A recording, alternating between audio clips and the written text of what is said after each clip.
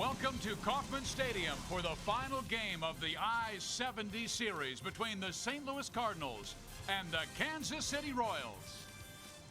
Hi, everybody. I'm Steve Physiak. This is Rex Hudler, and the Royals ran into the Cardinals at the wrong time. Their offense is on fire. They're hitting .407 in the first two games of this series and 16 for 32 with men in scoring position. So Jonathan Sanchez has to be on his game. Good pitching outdoes good hitting, and we'll have to make sure that happens today if they want to win this final game here.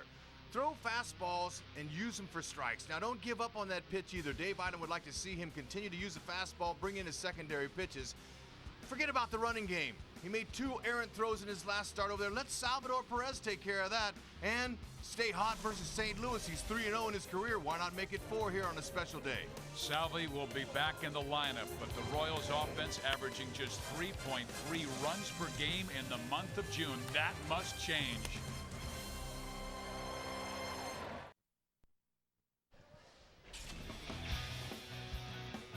Lance Lynn on the hill for the St. Louis Cardinals today, and he certainly has been one of the better stories in baseball this season. Welcome back to Kauffman Stadium. Joel Goldberg, Royals Hall of Famer Jeff Montgomery up at Rivals. What will the Royals see from Lance Lynn on the mound? Well, Joel, Lance Lynn has been a very good find for the St. Louis Cardinals. In his second year with the Cardinals, he's really established himself as one of the top pitchers in the National League.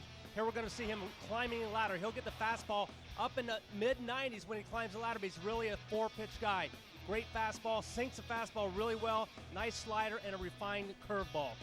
But oftentimes, the only way to get to him is when you look for that slider, he will hang it. If you hang it, you can get to him. So look for him to keep the ball down. When you get to it, got to be the hanger.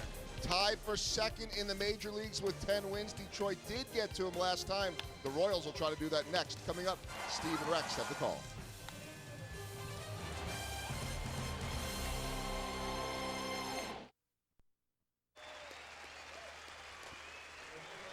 This game is brought to you in high definition by Time Warner Cable, the official TV, internet, and home phone provider of the Kansas City Royals. And we're wrapping up the pregame festivities. Billy Butler, as the kids make their way on the field and they stand there for the national anthem that is played here at Kauffman Stadium, and Billy Butler will be at first base this afternoon. The kids running in. Welcome back to Kauffman Stadium, where the St. Louis offense has been as hot as today's weather. The Cardinals with 19 runs and 33 hits the first 2 games of this series, and the first 5 hitters you see for Call, Craig, Holiday, Beltran, and Freese have 21 of those 33 hits. Yadier Molina will be followed by Carpenter, and then Robinson and Descalso.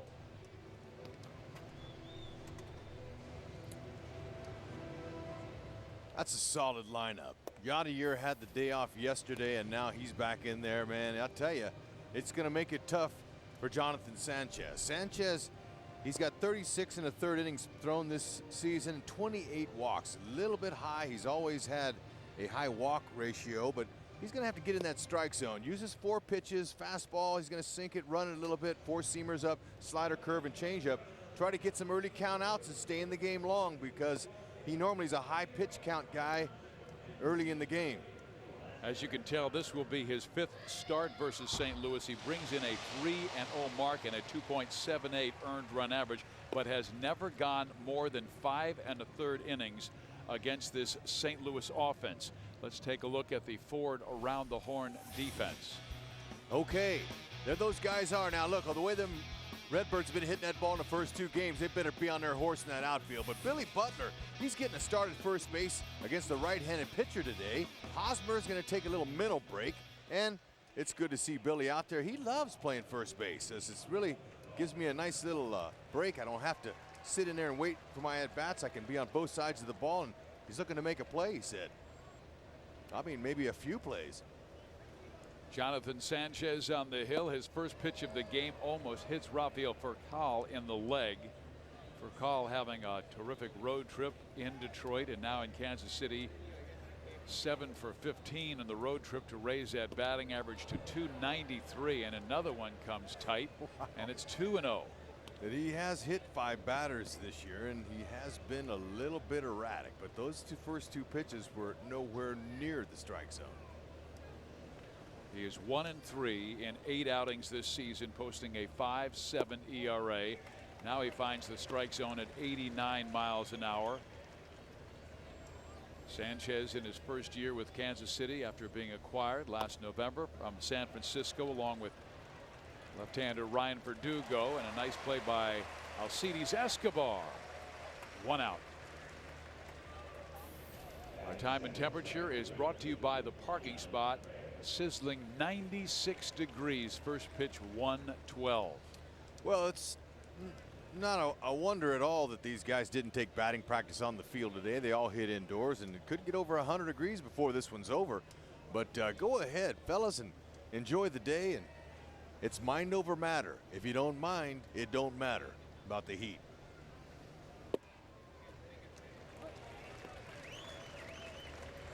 This is Alan Craig. He had a home run and a single yesterday that ended a 1 for 15 slide he had been in.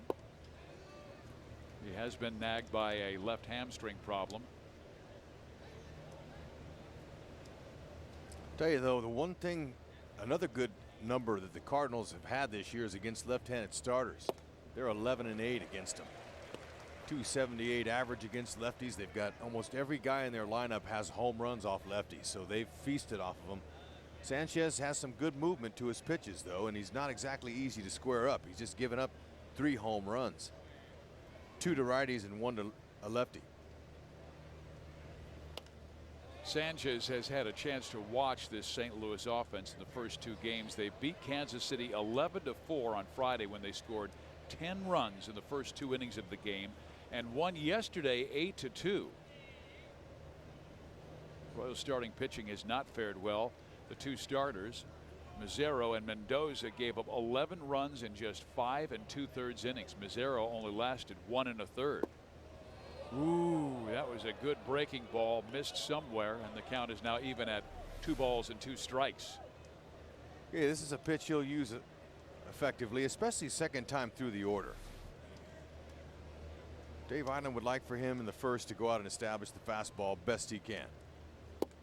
The home plate umpire is Joe West, and he did not give that call with the breaking ball down the middle, and certainly would not give that one when it was wide. First base umpire is Sam Holbrook. Mike Easterbrook is at second base, and Rob Drake is at third. Craig lifts at foul territory. That will get back and out of play. Joe West, home plate umpire, 35th season umpiring he's in. And Joe, I didn't really recognize him out there because he's lost 50 pounds. He looks really good. He says he's playing a lot of golf and staying in shape and trying to keep the pressure off of those knees and lower back.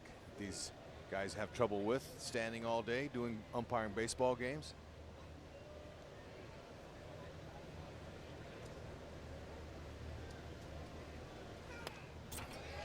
Sanchez came with the fastball, and it is fouled straight back, so the count will stay at 3-2. He's thrown 12 pitches to open this ball game. Got for call on a ground out. Alan Craig's hitting 400 off of lefties. That's with 35 at bats. Center field. It gets by Dyson. Gordon backs up, but Craig is into second base with a double. We saw John Jay of the Cardinals misplay a ball in center yesterday by misjudging it, and this is the same here. Now, this is a ball in, very difficult for a center fielder to come in not knowing how hard it's hit, so he didn't get a great break on it. But once he left his feet, he failed to keep the ball in front of him. That's what you want to do if you're going to leave your feet. Hopped over his glove, and Gordon was there to keep him at least 2 with 1 out here. And because he did not touch it, they give him a double. The batter is Matt Holliday, and he is absolutely torn apart Royal pitching this season, batting .591 against Kansas City with 2 home runs and 8 RBIs. And he is the subject of our Toyota League leaders. Matt Holliday with that .591 average. That is #1 overall. Chris Davis hitting .526 for Baltimore. And Josh Willingham .467.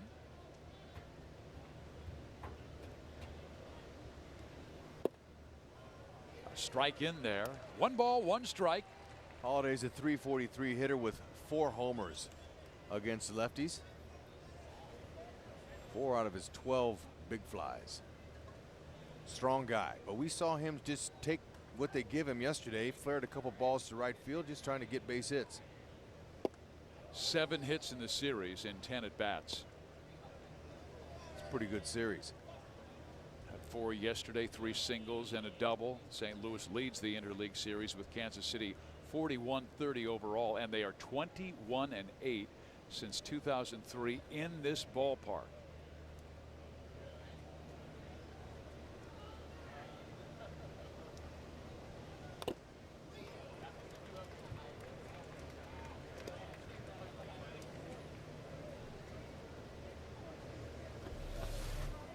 Early count out's important for Sanchez. Looks like that pitch was good. Good location, hit both guys behind the plate in the mask. Good to see Salvi Perez back and healthy. Played his first game on Friday and had 2 hits, including a home run. His defense is always rock solid, and the pitch wanders outside. The count is full. Second straight batter. The count has been full with Sanchez against the Cardinals.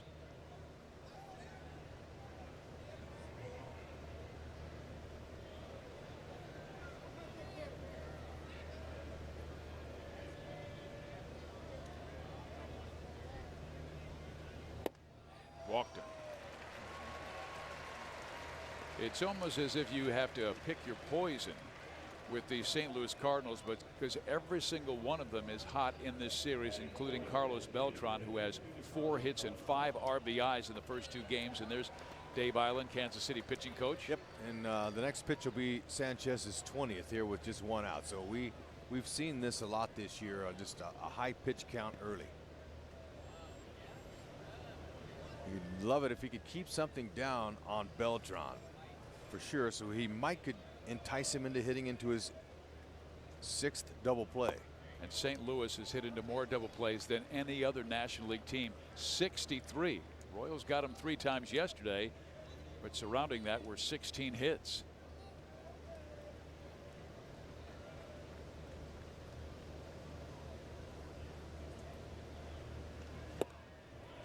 Went after him upstairs, 0-2.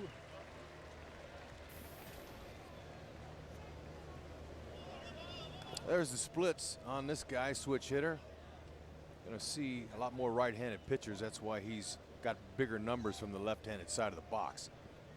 He is naturally a right-handed hitter. Began switch hitting in the Kansas City organization, and he hits one high in the air and deep to left. Gordon is back, and that's a 3-run home run for St. Louis.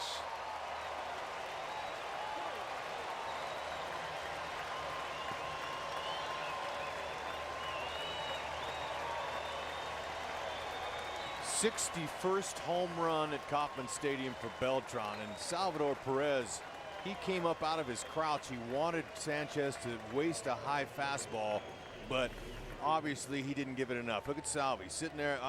That was belt high. It was not high enough, and when you throw a fastball belt high to a hot hitter, he's gonna do some damage with that, and that's exactly what he did. Puts an easy swing on it. And once again, the Royals offense is gonna have to start playing a little catch up. St. Louis jumped on Kansas City for 4 runs in the first inning on Friday. Luis Mendoza shut them out in the first inning yesterday, and actually it was just a 1-0 ball game going to the 5th yesterday before the Cardinals got to Mendoza and knocked him out.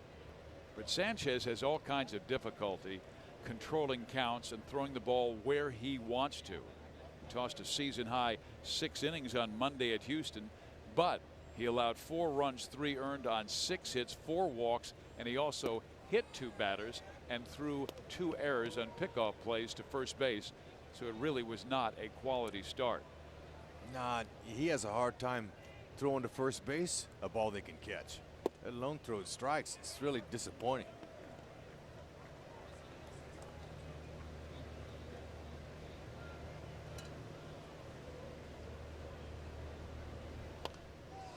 On his hands, 3-2 to David Freese.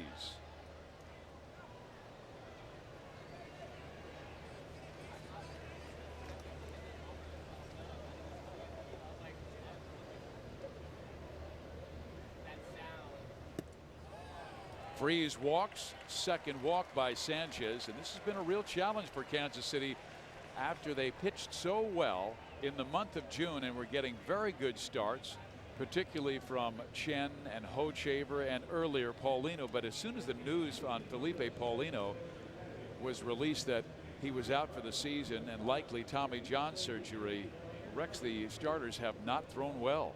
Well, they're going to have to start throwing well for their team and their jobs. This is not a good situation here. They had been doing really well, winning on the road, like is well noted. But Dave Island having to make a trip to the mound with 28 pitches expended, 3-0 already here. The Cardinals looking for a sweep. It's just not pretty right now this inning. This is a very patient Cardinal team. They already have 22 walks in 5 games on this road trip. And part of the challenge with that, Sanchez is a guy you can be patient with because he averages almost 7 walks per 9 innings this season.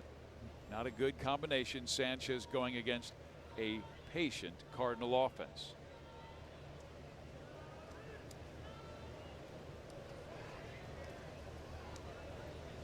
Next pitch will be his 30th, and I'm sure that Ned's sitting over there saying, you know what, I'm not getting anybody up.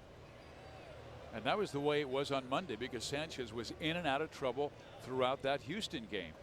But Ned Yost left him out there. That ball popped up to the right side. Francoeur comes on, and Jeff will make the catch for out number 2.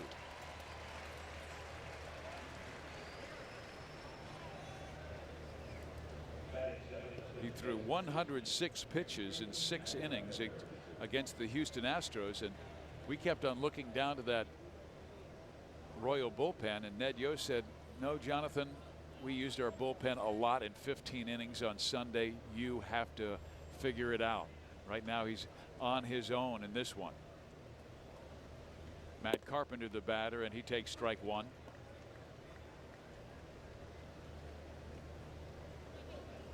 Sanchez has had success in his past. A 4.26 career ERA coming into this season. Granted, he had 2 injuries last year, missed 5 weeks because of biceps tendonitis in the final 6 weeks with a high ankle sprain, but healthy this year until he suffered another bout with biceps tendonitis and missed 31 games. You know, he always been a pitcher that's been effectively wild. In his best days with the San Francisco Giants in 09, 10, and 11, you know, he had 88, 96, and 66 walks. So he's a guy that's, you know, never has really had total command of the strike zone. Although he did one game. The no-hitter in San Francisco, and here's Gordon angling his body so he can read that baseball and stay away from the sun shining in his face. A rough first inning for another KC starter.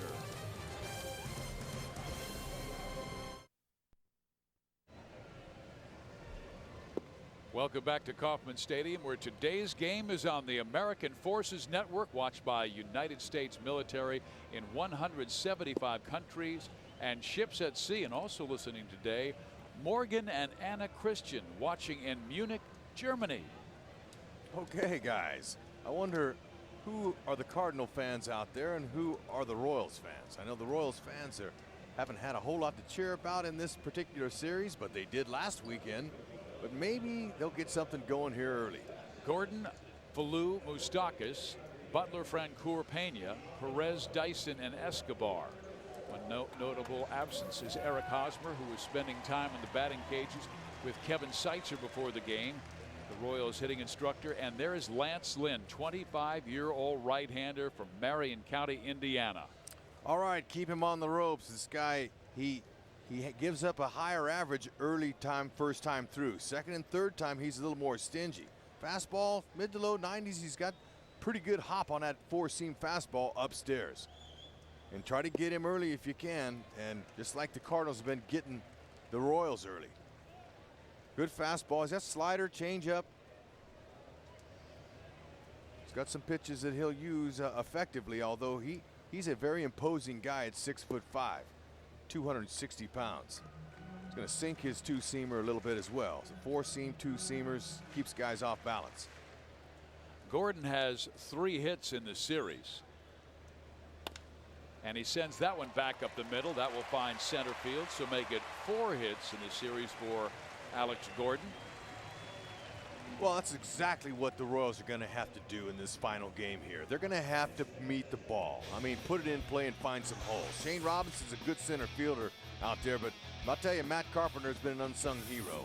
Love Daniel Descalzo. That guy is a very scrappy, hard ball player. He gets his second start of this series.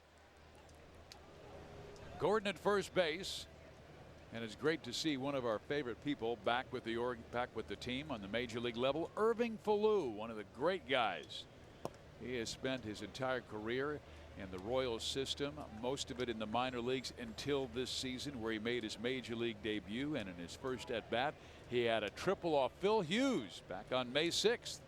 Yep, you know, good to see him back. He didn't do anything wrong to be demoted. It was a numbers thing, and he had to go, and he's back. And you know, when he went down there, he raked.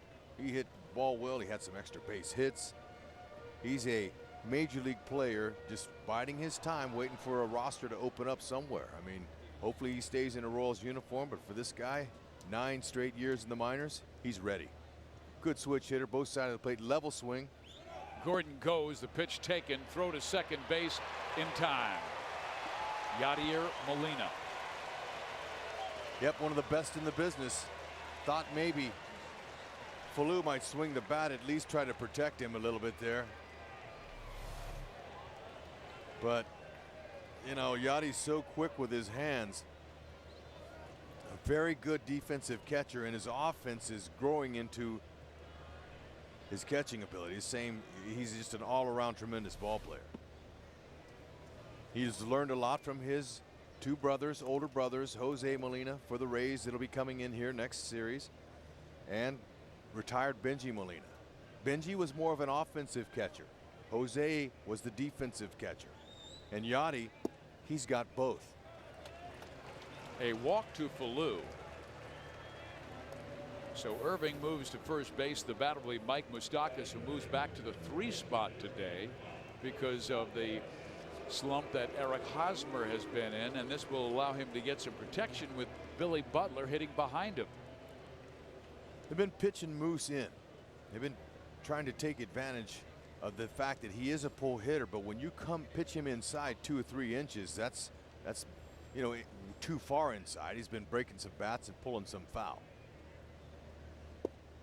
And again, they come inside for a strike. And they'll keep doing that until the hitter shows some adjustments. Once you start adjusting, maybe opening up and get him out of that kitchen, then they'll try to get you out of the way. It's just the way this game revolves. Every game's heavily scouted by the next team that's going to play you. Strike 2 to Moose. Lance Lynn is a strikeout pitcher. As a matter of fact, he is ranked high in a lot of National League categories, tied for 2nd in the major leagues with 10 wins, 13th in the National League, an opposing batting average at .223, has 90 strikeouts and 86 2/3 innings. Pounded him inside and misses. He is 6th in strikeouts per 9 innings, Rex, at 9.35 per 9. Well, pitching behind this offense of his, I mean, it's got to be good. How many runs and supports this guy get? Almost 7. That's number 1 in the National League. My goodness. So when you're young and you're getting 7 runs per game, you got a nice record. Fouled off. And you can pitch with some comfort and some confidence. Especially in the first inning, after they supply you 3 of those 7 early. And hopefully Royals pitching won't give up any more. Lance was St. Louis's supplemental first-round pick in 2008 out of the University of Mississippi. And he was a great pitcher for Ole Miss. Still holds their career and single-season strikeout records. Fouled off. And I think, Rex, their daughter, Mia Jane, is going to be a pretty good athlete because Lance chose well. His wife, Lauren, was an All-American softball player at Ole Miss as well. So pretty good genes for Mia Jane. Pretty good opportunity there. She's surrounded by the large softball and the small baseball. See if Moose can find something he likes. Way outside. Count is even, 2-2. So Lynn's quick home too. He's got a slide step. That makes it easier for Yadier to throw out runners, and we already showed that early as Gordon tried to get him a bag and got nailed. Rex, will he go more with the four-seamer over the two-seamer? Well, it depends on what the count is. 2-2, 2 strikes. He's going to come upstairs and try to blow guys away with that elevated fastball, kind of like Sanchez wanted to do against Beltran, but it wasn't high enough. Beltran made him pay with his 20th homer of the year.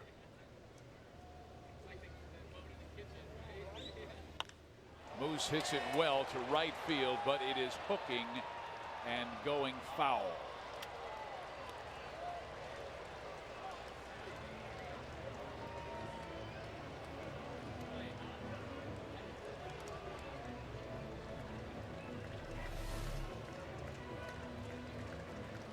Okay, there's that fastball inside. Moose says, all right, I'm going to get you out of there. That's what I'm talking about. Making an adjustment. He was ready. He was quick.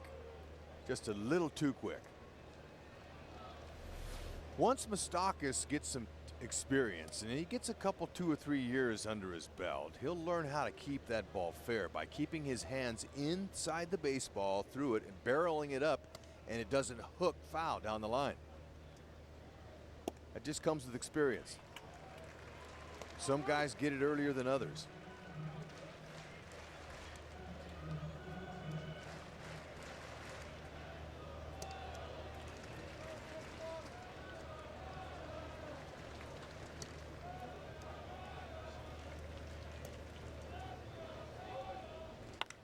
Moose hits this one deep to right.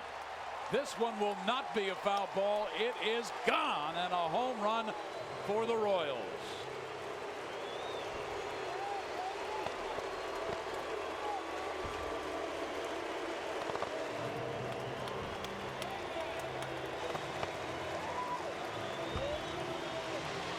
There's some adjusting. Keep pounding that fastball in there. Moose says, all right, come to Papa. Go ahead, barrel that one. 11th ding dong with a runner on. Too bad Gordon got thrown out, or that would have been a 3-run nanny. That's a beauty. Short, quick swing. Let Lance Lynn provide the pop with his fastball. Hopefully that's a sign of something more to come, because the Royals before that home run had scored just 66 runs in 20 June games. That's 3.3 per game. Here's Billy Butler, and Billy hits one sharply, but right at the second baseman Daniel Descalso, who has to leap and make the catch. So 2 out. Billy knows better than that. That guy's been playing there over 100 years. Come on, Billy, look at all that area he had to his right and left. He hits it right at him. You know, he did the same thing yesterday in a big at bat in inning number 4, when he lined out to the center fielder John Jay. You know, that was a little slider, and he hit that ball exactly like you want to hit it. Here is Jeff Francoeur. Jeff trying to break out of a little slump. He is 0 for his last 15.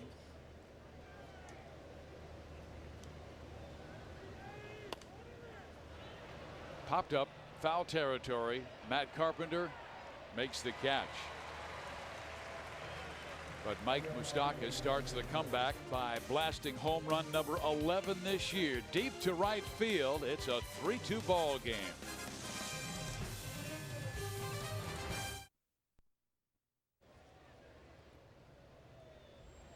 Jonathan Sanchez hoping for a better second inning after a rough first when he gave up a 3-run home run to Carlos Beltran. Mike Moustakas gave him a start and a nice comeback with a 2-run smash of his own in the first. And now he's facing Shane Robinson, Daniel Descalso, and Rafael Furcal. Well, maybe it'll be like a prize fight today by both offenses. See who can punch out who. With the home runs flying out of the ballpark. Wind was swirling early, but now it's very calm. Strike one. It's a 2-1 count now to Shane Robinson. This is his 24th start of the season. He's been their main pinch hitter this year, leading the club with 6 pinch hits. And you know, Sanchez, he can tell himself this is a new game, new start. Let's go. He raced the first inning, and let's keep our team in the game here and get some early count outs. Get back in that dugout, keep the momentum on the Royal side.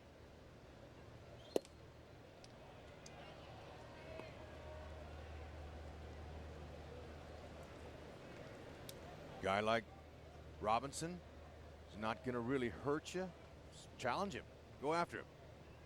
He tried to, but missed badly inside. So the third walk thrown by Sanchez in this game, and he has to be able to at least control the bottom of the order, as hot as the first 5-6 guys have been.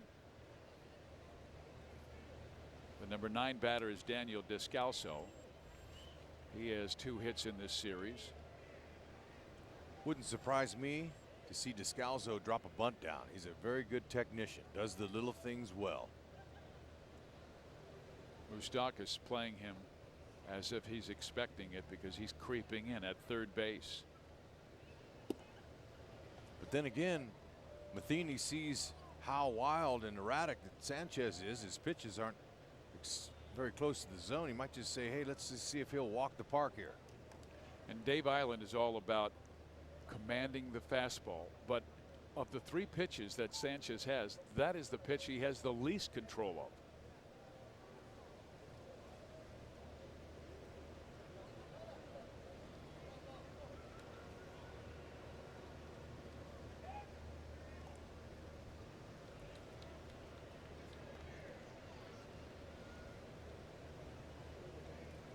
It's good to see him take a little something off of the throw to first base with Butler. Just kind of, you know, to just try to get in the vicinity.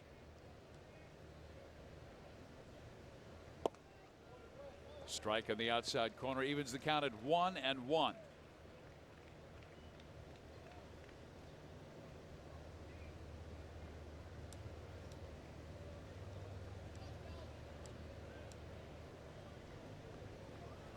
Robinson just has 1 stolen base.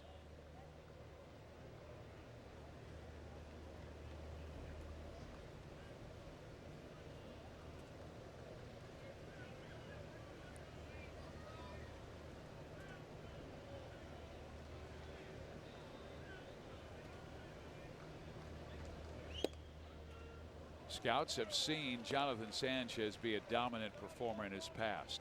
In the year that San Francisco won the World Series in 2010, he was as responsible as any of their great starting pitchers to get the Giants that World Championship. He had a 2.61 ERA after the All-Star break, including 1.04 his last 7 starts.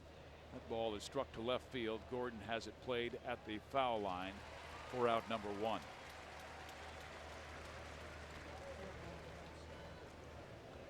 Fans, the Royals, Fox Sports, and the state of Missouri are teaming up to help you stop smoking now. The state of Missouri Tobacco Quit Line. Call 1-800-QUIT-NOW. 1 out for Rafael Furcal. He grounded out to short his first time up. He not only has 3 hits in this series, but 4 walks and 4 runs scored.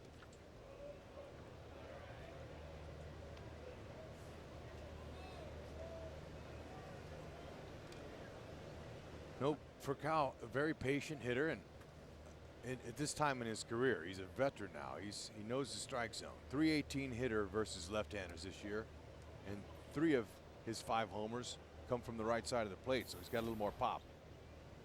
Rex, I would imagine Mike Matheny and his coaches took a look at the last video of Jonathan Sanchez's game against the Houston Astros and said, even if Shane Robinson gets a one-way lead, just to get in Sanchez's mind and draw some throws, he could have success and also get that wide pitches to home plate. Yeah, you know, teams, your opponents are looking to beat you any way they can. There's no sympathy cards being sent out anywhere to teams that have been getting beat. And so, look, Sanchez is better off just letting Salvador Perez take care of the running game. And you mentioned a one-way lead. That is a lead as far as you can get off and get back safely without the attempt to go. Sanchez brings it home, misses. 2 balls, no strikes to Furcal.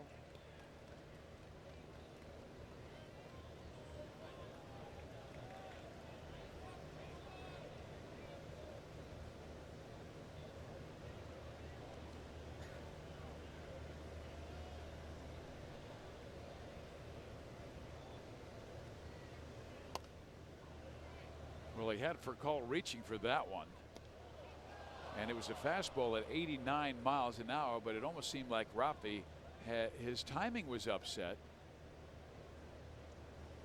Well, you know, it's important he mixes them now. You know, back when we were talking about his Giant days, he had about 4 more miles per hour on his fastball. Okay, he could blow it by guys, but at this particular stage, he's pitching more to contact, and he's learning that sometimes less is better.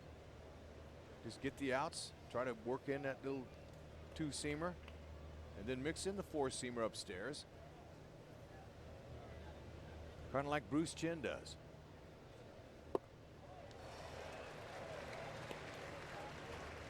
That fastball was about belt high down the middle, and Furcal swung over the top. If you try to do too much with it, swing hard, sometimes it pulls your head off.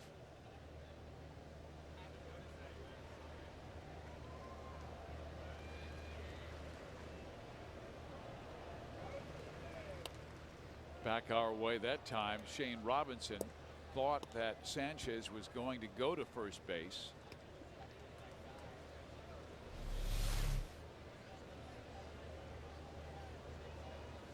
Sanchez will get a few guys that take off on first movement.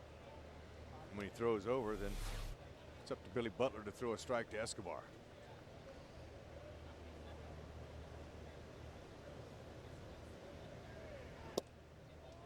Three balls and 2 strikes. Dave Island says that Sanchez has a sneaky fastball, and he says even when you play catch with him, the ball seems to have late life. It jumps at you at the end. That's why he gets a lot of foul balls struck off of his pitches. 50 pitches already.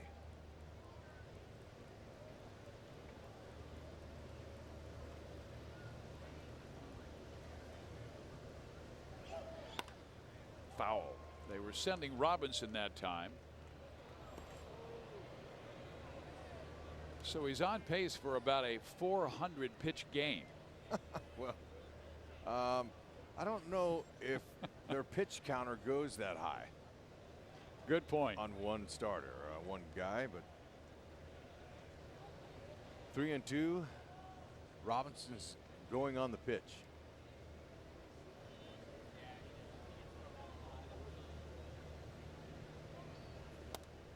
Again, Furcal reaching for it, and this is a long duel between the Cardinal leadoff hitter and Jonathan Sanchez.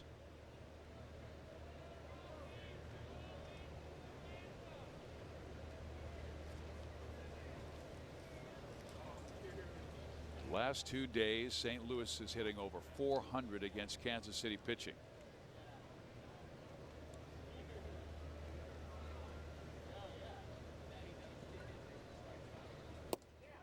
How about that? Sanchez was able to blow that fastball by him. And that's a big strikeout here in inning number 2. Yeah, it is. So he stayed with the fastball, and he's able to put it where he wants it on the outer half. You could tell that Furcal was trying to pull everything. 3-2. Furcal knew a fastball was coming. Good out.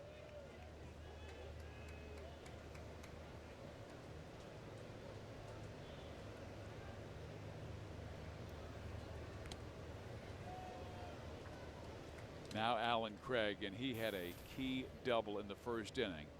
It was a sinking flare into center field, misplayed by Gerard Dyson, skipped over his head and went for a two-base hit. Holiday walked and Beltran homered.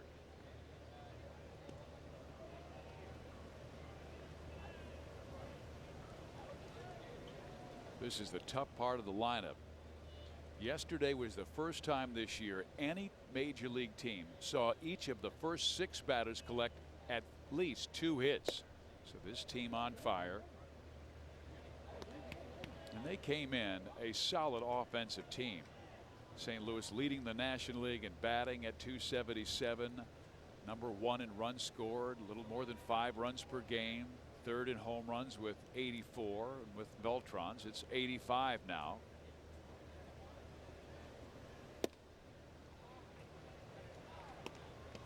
Three balls, no strikes.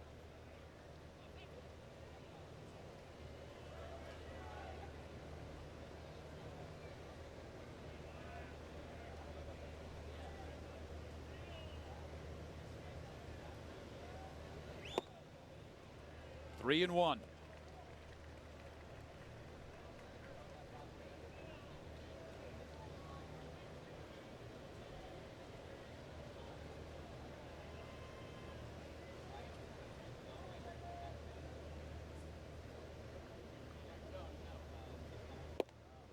He walked him.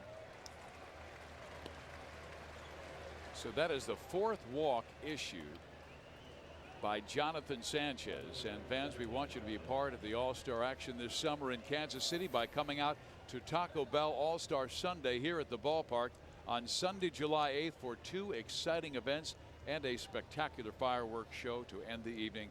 The Sirius XM All-Star Futures game features the next generation of major leaguers and that are coming up from the minor leagues, and see some Hall of Famers, Royals legends, and your favorite celebrities in the Taco Bell All-Star Legends and Celebrity Softball game. Tickets are available now at allstargame.com or by calling 1-888-FANFEST. The Royals have 3 players participating in that futures game, including stars Jake Odorizzi, Will Myers, and Class A ball player Jordan Rodano Ventura. Here's a ball shot down the line. That will roll into the corner. And Holiday continues his amazing success against Kansas City, now batting .600 this year. Jonathan keeps walking guys. Those will hurt you, especially against a hot offense. And this guy here, his fastball's out over the middle. You have to just wipe the slobber off of Holiday's mouth. He just can't wait for anything out over that plate. Fortunate to keep that ball in the yard. Moose did all he could to try to knock it down. Well, Sanchez has walked 4, 2 have scored, and right now that's the difference in the ball game. 4-2, St. Louis. Here is Beltran, and he takes low and in for ball 1. And it's not like Sanchez can pitch around a batter with first base open. With his command, he can't do that. He has to pitch to Beltran because Freese is a very patient hitter. 1 ball, 1 strike.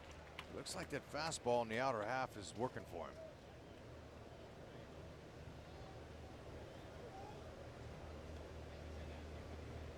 And mix in some of your secondary pitches and just keep it down. Hope he hits it at somebody, because you know more likely than not he's going to hit it.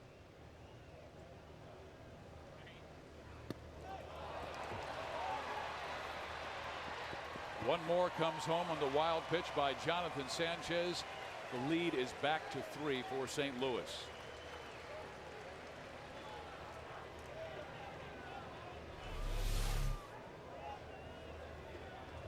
All right, that ball was just nowhere close. His release point totally lost on that one.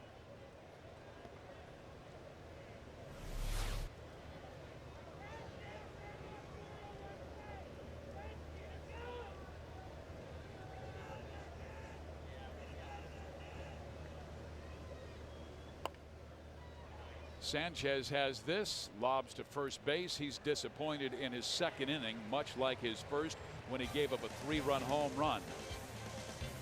It's 5-2 Cardinals.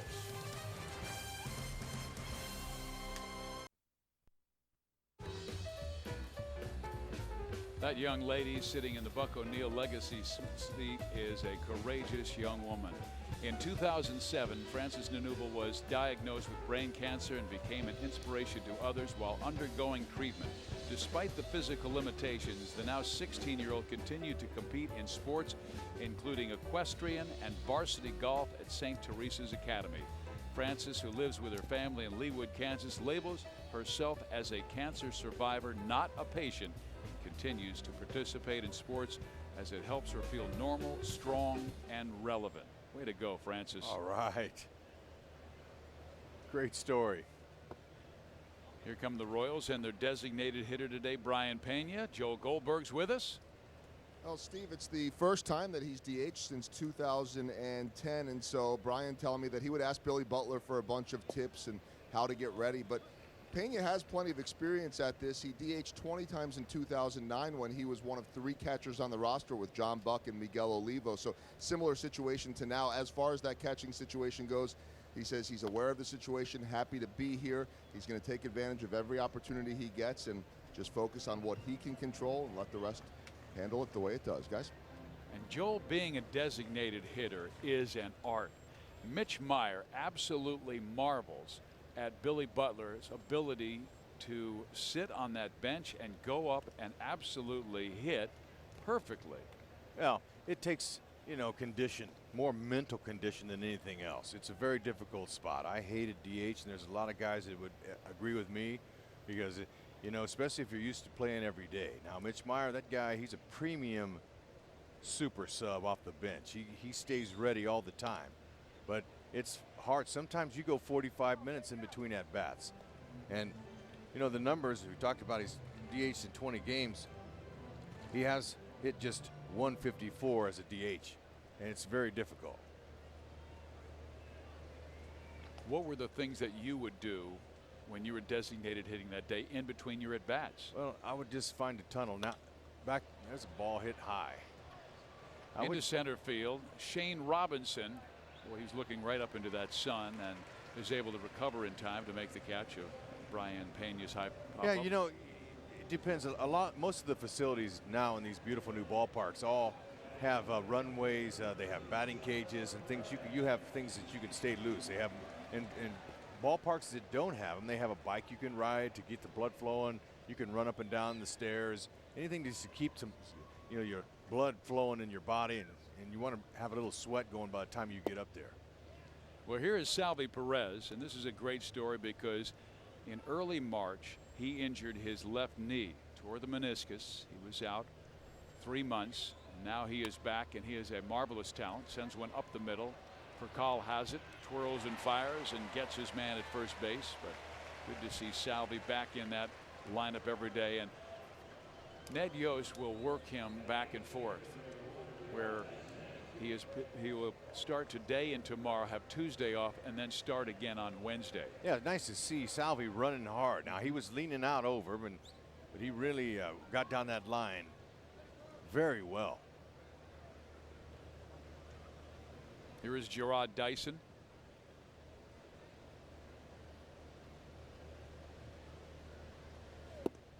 You and I have the privilege of going down into the clubhouse and the dugout every single day and talking with the ball players. The last few days, I've seen you off in the corner with Gerard Dyson talking the game. Yeah, I go out there and sit, and if anybody, players come by sometimes, they sit down, we talk a little bit, and sometimes we talk about things that don't even pertain to baseball, and other days we do. But spending time with him, he's young in his career. It's nice to be able to hear from him on what he's thinking, and he says that first base coach Doug Sisson has been a huge help for him in his young career. Doug Sisson is in his 2nd season as the Royals first base coach, but he served for 3 seasons from 2008 to 10 as the minor league field coordinator for the Royals. And when Dyson was in the minor leagues, he said that Doug would always stay on him about running hard. Robinson has it measured and makes the catch. We can finish that conversation when Dyson's in the field in the 3rd inning.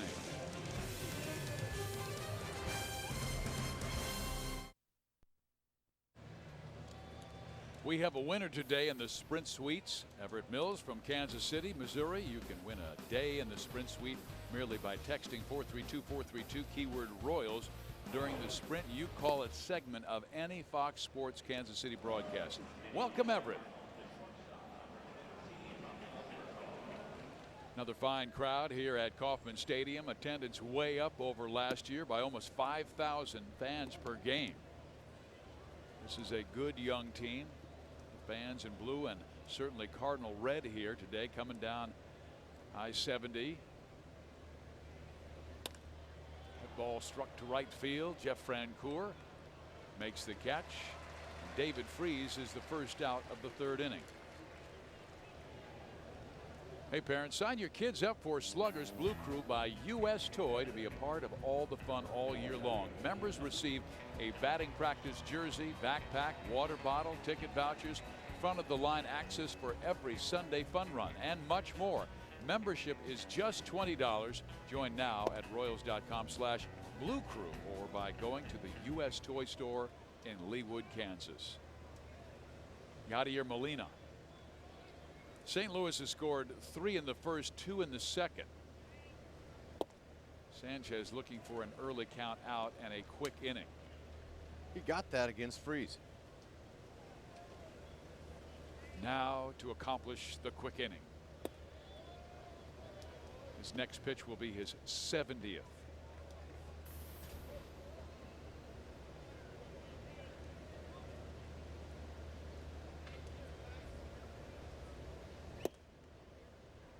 Didn't miss by much, but did miss, and it's a 3-1 count. In that 2010 season we were talking about, when he went 13-9 with a 3.07 ERA, we alluded to his best game as he walks Yadier Molina. That's the 5th walk in the game. And Rex said he's never been a command pitcher, but in that game he didn't know he was starting.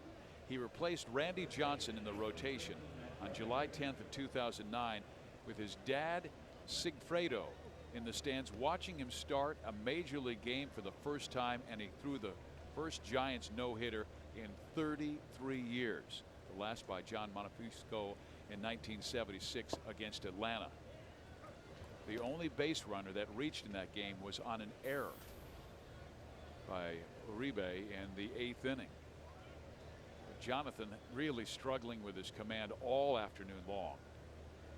He's already walked 5, and his walk to strikeout ratio is 33 walks this year to only 26 strikeouts. Okay, Salvador Perez, before he threw that ball back, he pointed to Jonathan's glove side shoulder, saying, keep the shoulder in, keep it coming towards home, keep the shoulders level. Salvi's doing all he can. And, you know, look at Salvador Perez, as tall as he is. What an imposing target to throw to. Big guy, agile, athletic. We saw him run down first base in his last at bat, almost beat it out. Very talented young man. And he's been compared with Sandy Alomar, who was a tall, physical, imposing catcher, but also suffered a lot of knee injuries. But then there have been tall, physical catchers, a guy like Carlton Fisk, who lasted a long time. Sorry, Bob Boone was a big catcher. Lance Parrish. Runner goes, pitch is swung on and pulled foul. Lance Parrish, what a physical specimen he was. Back in his day with the Detroit Tigers, man, he was scary. I remember walking up there as a young rookie, walking up to home plate in Tiger Stadium, and I got near the plate and I looked at Parrish, and he was staring me down, and I went, wow, are we on the football field or the baseball field? What was he, like 6'3", 240? He was a big man. He was taller than that.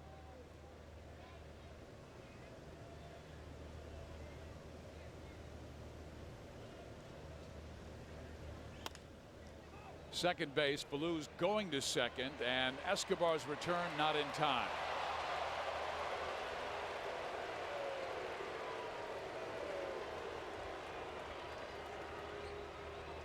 Hey, Billy Butler thought he might have got him. Good start to the double play by Falou. Takes him to his left, turns and throws a perfect strike. Escobar with a good strong throw. They thought they had it. We'll have to see it again. Look at those long stride Throwing stroke, yeah, he was by the bag.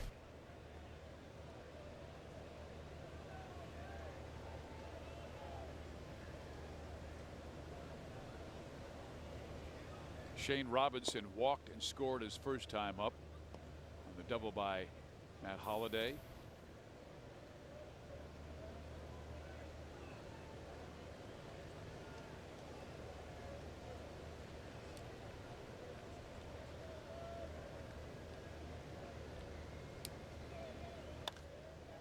Skied it to left. This should end the third inning.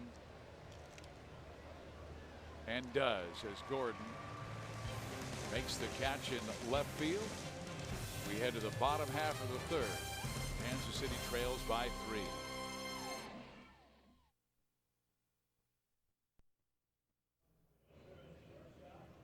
Joel Goldberg back at Kauffman Stadium. The Royals have lost 4 pitchers this year to Tommy John surgery, elbow injuries, and we had the head team physician, Dr. Vincent Keon, to talk about, is it mechanics or overuse with pitchers? It's a little bit of both. I think the biggest thing is it's over time. It's just like you take a car tire and you drive 100,000 miles. That tire is going to be worn, as opposed to you driving 20,000 miles and you don't have that wear. And it's over time, and people must understand that these guys are coming into the major leagues. They have some sort of wear and tear on that elbow.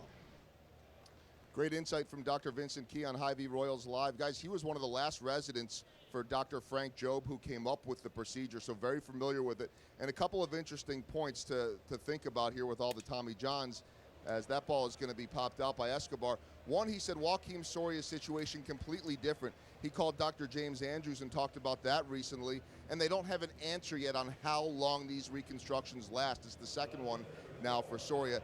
And as far as kids go, he said this. He said more is not better, smarter is better. He said it's insane that kids are playing 80 to 100 games a summer. You've got to rest that elbow. Really nice to get some insight from an expert in the field. That is a great point, Joe. We hear that more and more from coaches in the industry, where they really prefer athletes who play all 3 sports. And I'm in the booth with Rex Hudler, who was not only an All-American in baseball in high school, but an All-American in football and a terrific soccer player. And Rex, you've told me many times that all those other 2 sports, football and soccer, really helped you in baseball. Yeah, look at the eyes on that ball there. And way to go, Gordo. He's got his second hit. Yeah, Fizz, there's no doubt about it. You know, it starts in Little League as far as pitching goes with elbows, okay? Your kid's going to tell you, Daddy, my arm's a little bit sore, it's a little tired. And you just simply tell the coach, look, my kid's arm's a little sore, don't pitch him.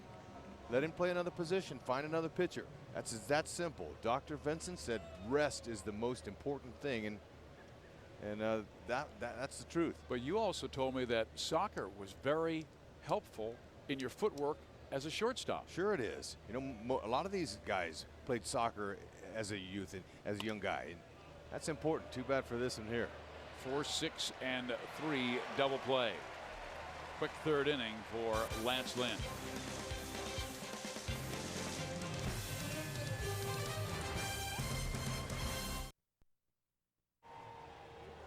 On a hot day, our cameraman Joe needs a drink. Well, join us at the ballpark tomorrow for Water Awareness Night. The first 10,000 fans will receive a reusable Royals water bottle presented by Grundfos. The Royals take on the Tampa Bay Rays at 7:10. You can get tickets by going to Royals.com or calling 1-800-6-ROYALS. Joe, Don, Morgan, and Corey out there trying to get a break. Some nice, ice cold water. Water. Who can down one jug of water in one gulp? Let's see it. There it is. There's a try. Good try. All right. How about a fountain? Can you spew a fountain from there? You're asking too much. Yeah, well, these guys give us a lot. So sorry about asking for so much, but we appreciate your work and the shots you give us here. Sure do. And I tell you, you got to have clothing that has sunscreen in the clothing, so you don't get burned on a hot day like today. Daniel Descalso pulls one foul. He is down in the count, 1 ball, 2 strikes. Daniel popped up to left field his first time up. He is a young Cardinal, 25 years of age, from Redwood City, California. Played his college baseball at a fine academic institution, the University of California at Davis, which is just west of Sacramento. Swing and a miss, and down he goes. Strikeout number 2 for Sanchez. Okay, Sanchez looks a little bit more comfortable now, and he probably should, since he's already expended 84 pitches.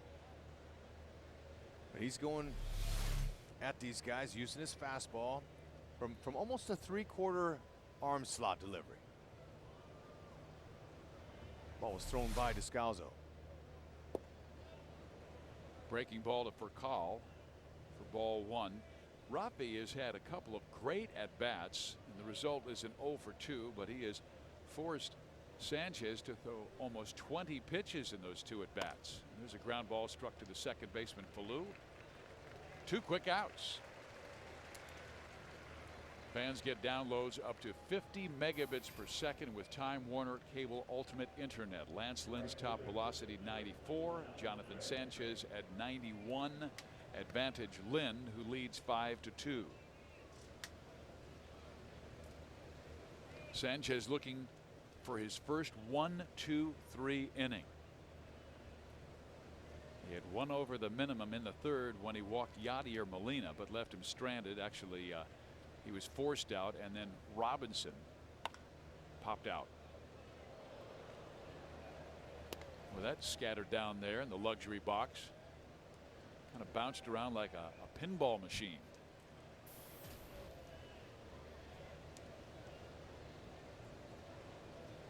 Almost every ballpark now in the 30 teams has a net in front of the dugouts. Good spot on the corner. It used to be they didn't have those nets in the dugout. And really, it's the important thing, because that ball, it hurts when you get hit by it, especially that close to the playing surface.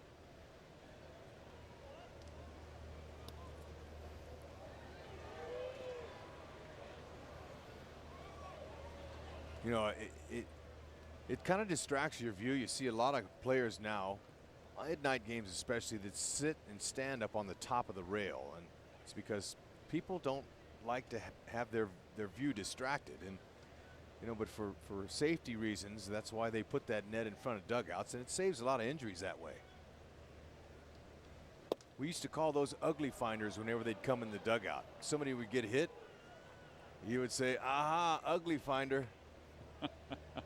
And you know, guys would sprawl out. Sometimes you found yourself on the bottom of that floor of that dugout, and that's not the most cleanly spot to be in. Sunflower seeds, tobacco juice, Gatorade, water, all that stuff.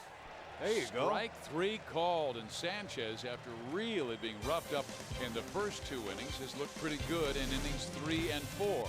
Still, he trails St. Louis by a score of 5-2.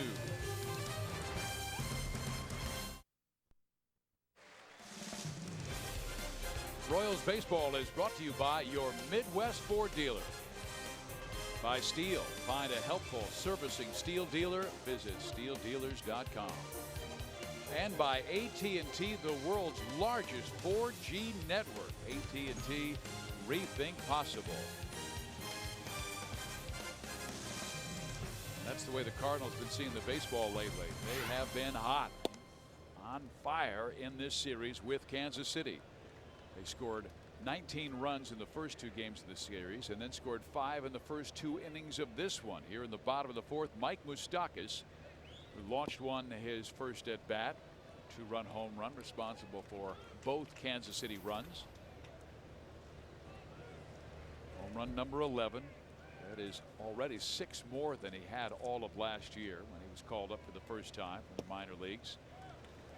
Royals first-round pick, and a young man from Southern California who was an All-American in high school and moved from shortstop to third base in professional baseball.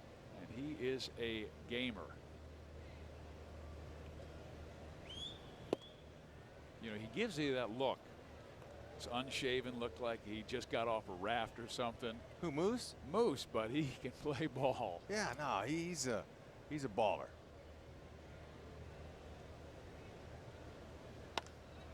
Belts this one well. 2 home runs today for Mike Moustakas.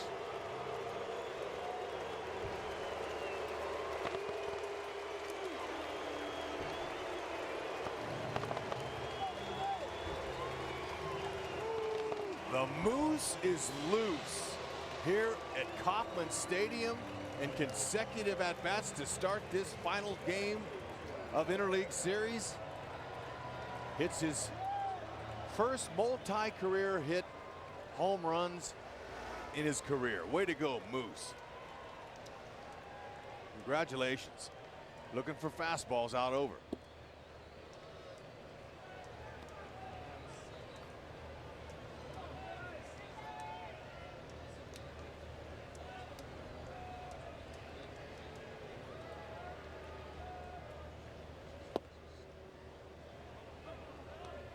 Billy Butler's got a shot now. He hit one on the nose his first time up. Little slider, hit it right to Descalzo, who had to leap to catch it. Billy Butler's the only other Royal to have a multi-home run game this year. And he swings and misses at the high fastball. But let's go back to Mike Moustakas. He has had 2 long shots in this one. Okay, both of them in the same spot. Okay, so muscle memory is very important for athletes of all sports, like we talked about earlier. And once you get into a home run groove, you start to feel that stroke, and it comes naturally to you, especially when your eyes tell your hands, hey, I've been there and done that before, put the barrel there. His first shot went 442 feet over the bullpen and deep into the seats. Jeff Francoeur swings and misses at the breaking ball thrown by Lance Lynn. You know, I think Frenchie needs to show some blue and hike them pants up and change his luck a little. He was red hot. Well, he kept him down and he belts this one out. So maybe he doesn't have to go to the fashion police.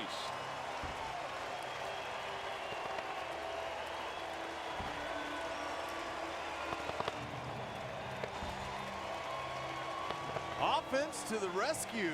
All of a sudden, the Royals are breaking out the power. It wasn't the fastball, it was the slider.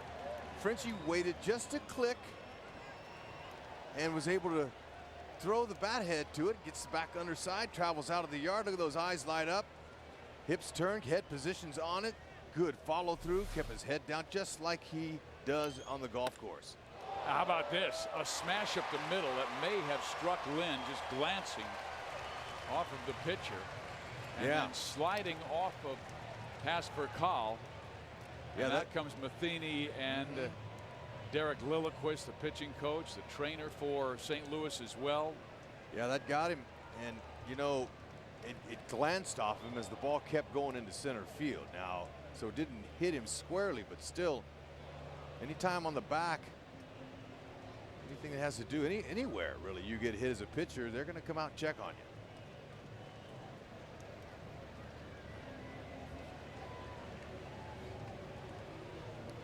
Lance Lynn, a big tough guy at 6'5", 250 pounds. You can see that he had his back turned and just got right square in the back. Yeah, no, that's on the spine. That's on the right throwing shoulder too. So you know they'll have to kind of really watch that. We saw their guy Kelly yesterday get hit in the thigh, and he was able to stay in the game. But you get hit up on a shoulder like that in the middle of the back, it can really cause some difficulty. But he's staying in there. He has been catching a lot of the plate in this inning. 3 of the last 4 batters have really ripped in 2 home runs, one by Moustakas, one by Francoeur, and then this smash by Pena. Well, just a reminder as you enjoy a cold one to look forward to Miller time later in today's game. Brought to you by Miller Lite. Salvi Perez, the batter, belted his first of the year on Friday. Hey, having Salvador's bat in there in that 7th spot really does help the looks and the balance as far as the hitters go and the power in this lineup of the Royals. flared towards second, caught by Descalso for out number 2. Pena at first base, 2 out for Gerard Dyson. And you wanted to finish a story about Dyson. You were talking about Doug Sisson, who's the first base coach, and he was very influential on Dyson early in his career. Yeah, you know, when Sisson was the Royals minor league field coordinator, he used to go down to the minor leagues and he saw Gerard hit a one-hopper back to the pitcher, and Gerard didn't really give it 100% down the line. He pulled him aside constantly and says, look, the pitcher is not the best fielder on the field. He's one of the worst. You go with your kind of speed, you go hard, that's going to put pressure on the throw, and he's going to miss the ball over there at first. You might throw it away. You got a chance to do something with your speed, Gerard. So, you know, playing with a sense of urgency, knowing that you don't have a whole lot of your life to play up here, you might as well give it 100%. And Doug Sisson, with his pants bloused over at first base, has been a huge addition to this Royals team in his work ethic, the way he works the outfielders and the base runners, bunters. He's pretty special, but Doug Sisson also is blessed with 3 beautiful girls. He's got a lovely wife, Angela, and daughters, Tori and Delaney, and Doug Sisson is a well-rounded baseball guy, but a great father.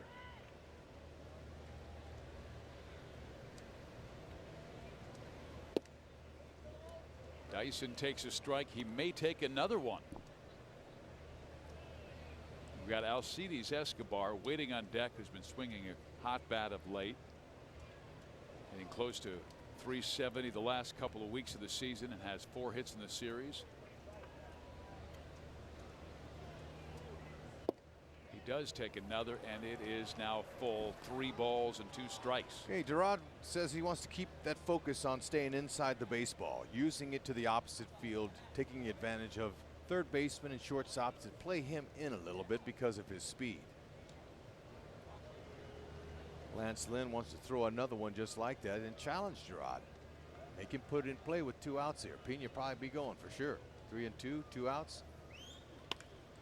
And it's hit in the gap. Watch him go. Pena roars around third. He will score the tying run as Dyson gets himself a triple.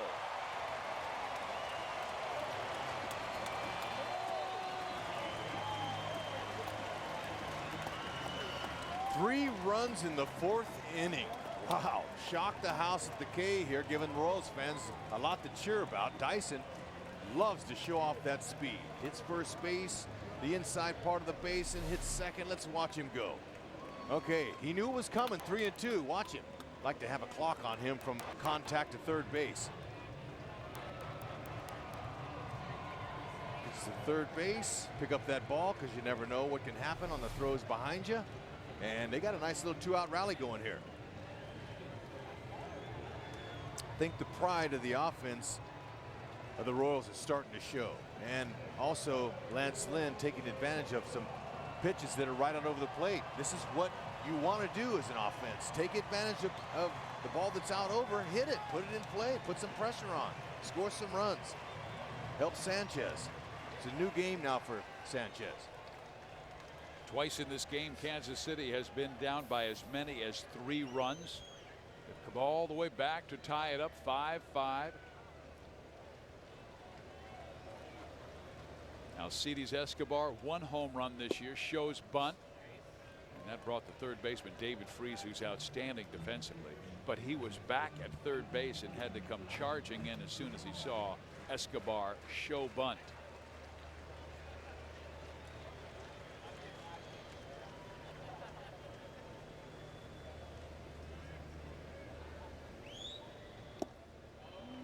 One ball, 1 strike. Both pitchers have thrown a lot of pitches.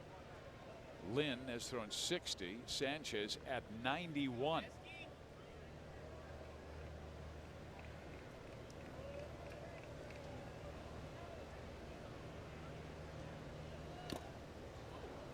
One and 2. Lynn got off to a red-hot start this year. He's the first Major League Baseball player to 8 wins, along with Cole Hamels of Philadelphia. Lynn's 8th win came in just his 10th start, though. Only Bob Gibson in 1965 got there quicker in 9 starts for St. Louis. Well, you get 7 runs per game, you're going to win a lot of games. Ooh. Outside corner, strike 3 called. Escobar is gone. But in the inning, 3 runs, 2 big flies, 1 by Moose, 1 by Frenchie, and Dyson's triple ties it at 5. Pilot to Bombardier, open them doors. Fans bring the kids to the game for every family fun day Sunday to enjoy face painters, balloon artists, kids entertainment by Radio Disney, and much more. Sundays at the ballpark is your family destination. Go to Royals.com/Sunday for more information and tickets. Jonathan Sanchez hopes he has settled down after his team came back to tie this game at 5. He will face 3 very tough batters in Matt Holliday, Carlos Beltran, and David Freese. 1-1 count to Holliday, who has walked and doubled in this game. Talk about a guy who has torched the Royals this year. Matt Holliday, 14 hits in 23 at bats, and finally they get Holliday out.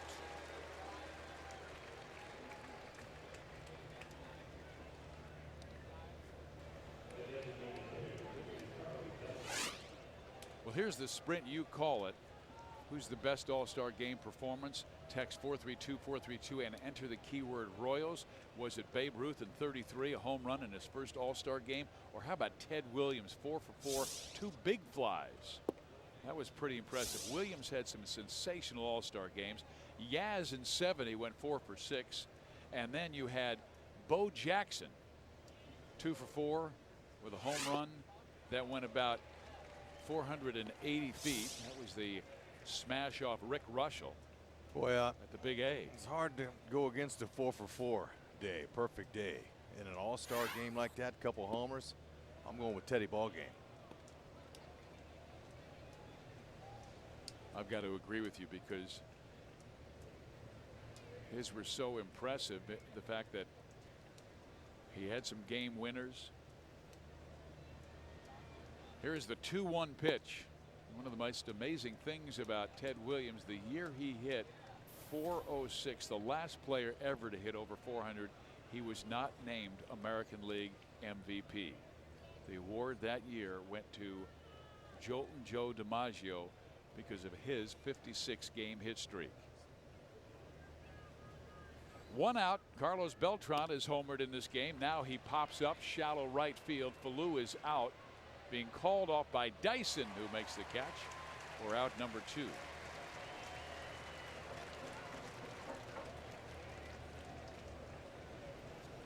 Sanchez, all of a sudden, he says, okay, it's a new game. I got a chance. 7 hitters in a row. He's retired. Settling in. Even though the next pitch will be his 100th. And I would imagine if he can get this guy out, Ned Yost may say, job well done. Maybe not first 2 innings, but the last 3 have really been good.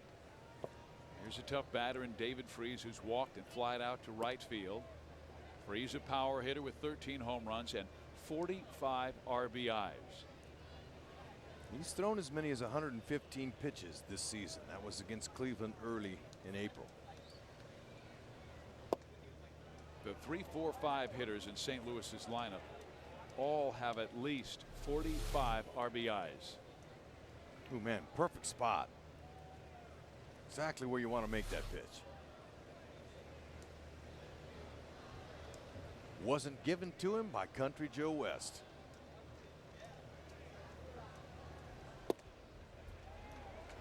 Two and one. I remember Joe West when they used to have just National League umpires and American League umpires. There was no interchanging umpires like they do now. They all go all over baseball, 30 teams. I'd be in the on-deck circle, and Joe would say, "Get in the box."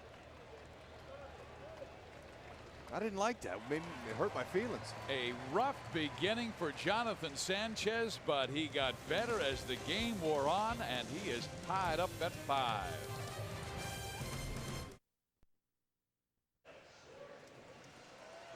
Happy birthday to that Royals fan. And by the way, the third installment of T-Shirt Tuesday is coming up against Tampa Bay. The first 10,000 fans will receive a vintage powder blue Royals T-shirt presented by Farmland. Gates open at 5:30, so get there early. Go to royals.com/T-Shirt Tuesday or call 1-800-6-ROYALS for tickets. Well, what started out a troubling game for Jonathan Sanchez has suddenly turned to pins and needles. An excellent comeback both by Sanchez and the Royals. And here is Alex Gordon, and he rips one foul. Alex with 2 hits already, hitting over .360 the last couple of weeks of the season. Pins and needles is a lot better than yawns and frowns. Because it was that way, because Sanchez threw over 60 pitches in the first 2 innings, gave up 3 runs in the first, 2 more in the second, didn't look like it'd last the third, and then he was able to work around a 1-out walk in the 3rd inning and retire 8 straight batters, and now make it through 5 in a 5-5 game as Moustakas has homered twice, Francoeur has homered once, Dyson with a big triple to tie the game. Lance Lynn might be tightening up a little bit after taking a shot by Pena off of his back in the 4th inning. Well, he could be, but Mike Matheny, he's monitoring that situation very well. There's nobody up in their pen. And a flare to left field, foul. So Gordon has barely missed extra bases right field foul line, and now barely missed extra bases on the left field side. Okay, so now anywhere right in the middle would be nice for him. He's gone line to line. Go ahead and get that clean knock. Of course, the way Furcal's playing, he may want to make sure he doesn't hit it exactly up the middle. You can see right there where he is, but you know there's plenty of lanes for Gordon to stay hot with. He also has shown a great eye this series and this year. Alex with 7 walks against St. Louis this season. And he's 6th in the American League overall with 40 walks. He now has a 3-2 count.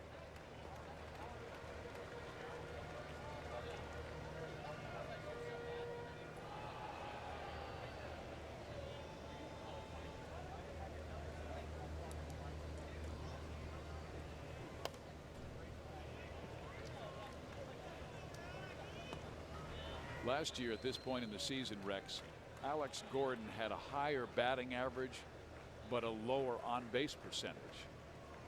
Going into his 70th game, he had an on-base percentage of .349. This year it's over 36. Yeah, he's much more relaxed, more confident. And doing what he's doing now is really helping. Even though, you know, he's not squaring it up and getting knocked like he wants, he's taxing the pitch count of Lynn, which is at 70 now. When you're loose and confident, you're able to relax and also react quicker. Shane Robinson, 1 out.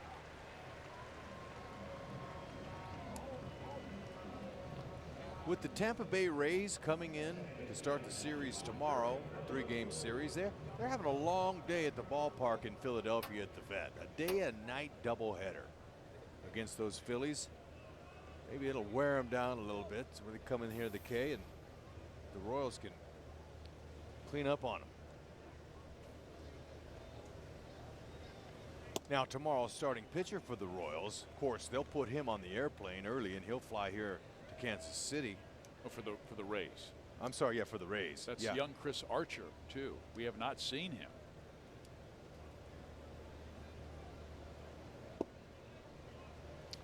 It says Alex Cobb is scheduled to pitch on Well, Monday. then they changed that.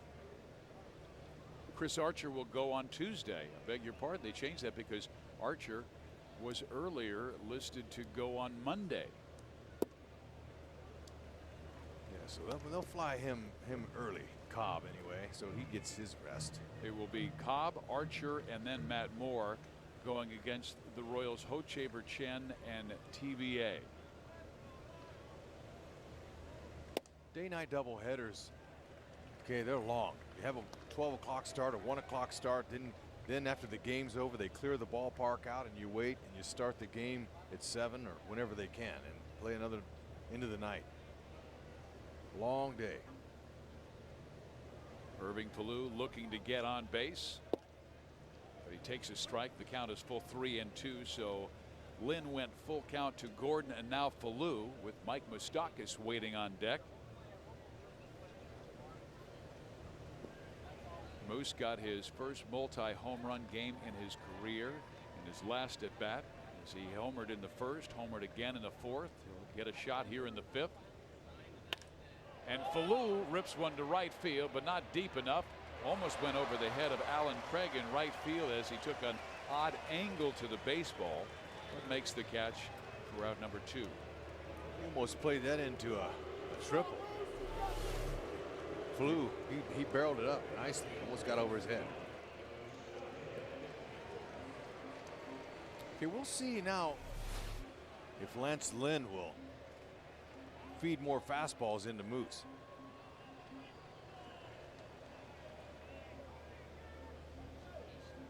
Can't change your approach. You still got to look for that fastball. I'm sure that Lynn will throw one. Just got to be a little bit careful where he puts it. That was an off-speed pitch. Mike beginning to pick up his pace. His batting average right now at 280 with the 12 home runs. 3 RBIs give him 36 for the year. And Lynn working around him. You hit a home run off a pitcher once, that gets the pitcher's attention. You take him deep twice in the same game, now you really got his attention, and so far those 2 pitches were changeups away. To the first baseman, Matt Carpenter. He'll take care of Moustakas. The Royals are done in the 5th inning. We head to number 6, tied at 5.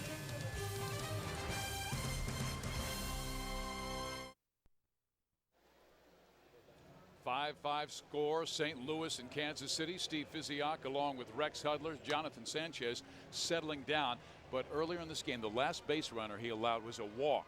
And you notice Salvi Perez pointing to the front shoulder of Sanchez like, keep it in. What'd you notice? Yeah, he's making some adjustments now. The ball's coming out a lot freer and easier out of his hand. He's got his shoulder heading right towards home plate, good level of his shoulders. And, you know, that's the difference that Salvador Perez makes. Now, not that the other guys weren't doing stuff like that, Quintero and Pena, but Salvador is their guy. And he's can notice on the fly different things that happen. Uh-oh, that might have to hook foul. Uh-oh. It does not. It is a home run for Yadier Molina. Sanchez had retired 8 straight Cardinals, and then Molina touched him up for his 10th home run of the season.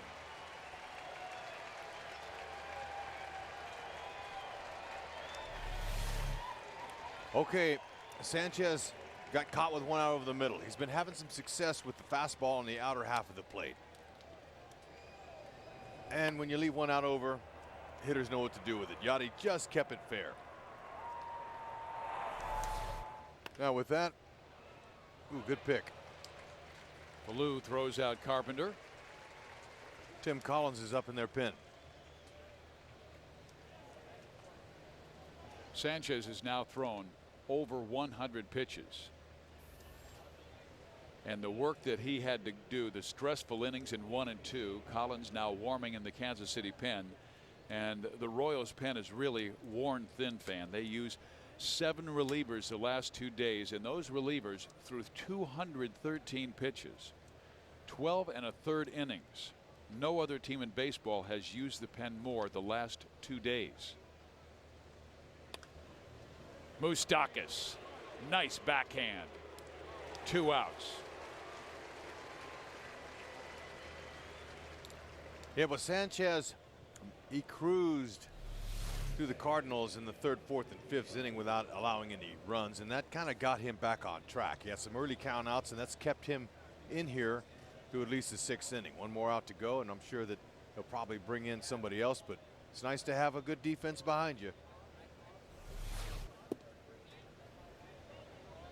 It looked good from here, but it was called a ball as Daniel Descalso Stands at the plate. He is 0 for 2 with a pop-up and strikeout.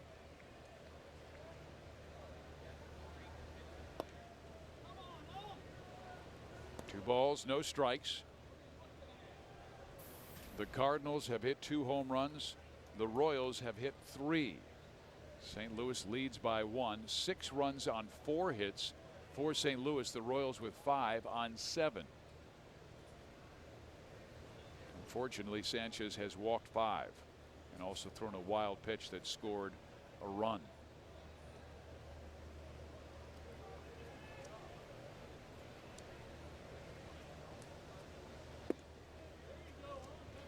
He's fighting his command now, and Sanchez has thrown over 110 pitches now in the ball game. That was his 110th. So he has had thrown 61 strikes, only 49 balls, and there is ball 4. And here comes Ned Yost.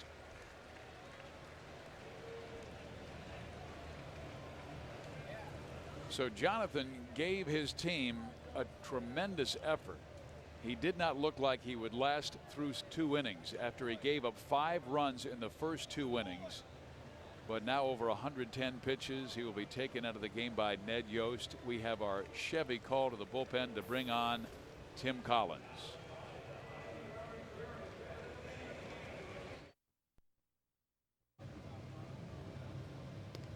Welcome back to Kauffman Stadium, where St. Louis has a 6-5 lead. And fans, we ask that you help provide for those in need during the annual Royals Wives Food Drive that starts tomorrow and continues on Tuesday from 6 to 8 at the Outfield Experience.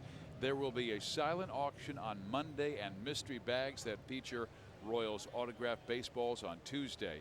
Fans are also encouraged to drop off kid-friendly and non-perishable food items during both days. All proceeds will benefit the Bishop Sullivan Center. You can learn more at royals.com/food drive.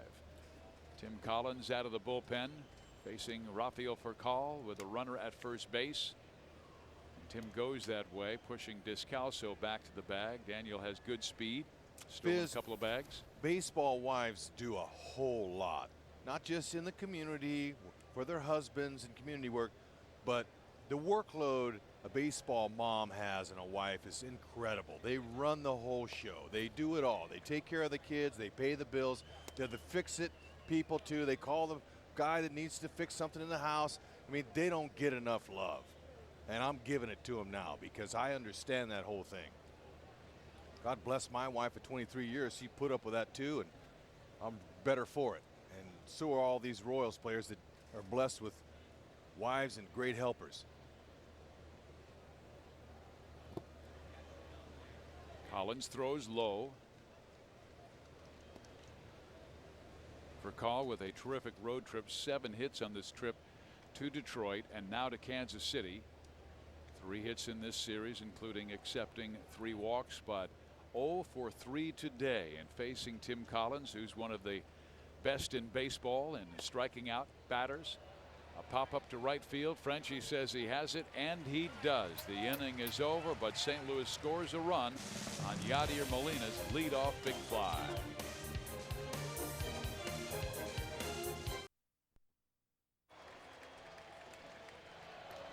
Six to 5, St. Louis has the lead over Kansas City this July. Don't miss the biggest event of the summer as baseball's greatest stars battle for home field advantage in the Fall Classic.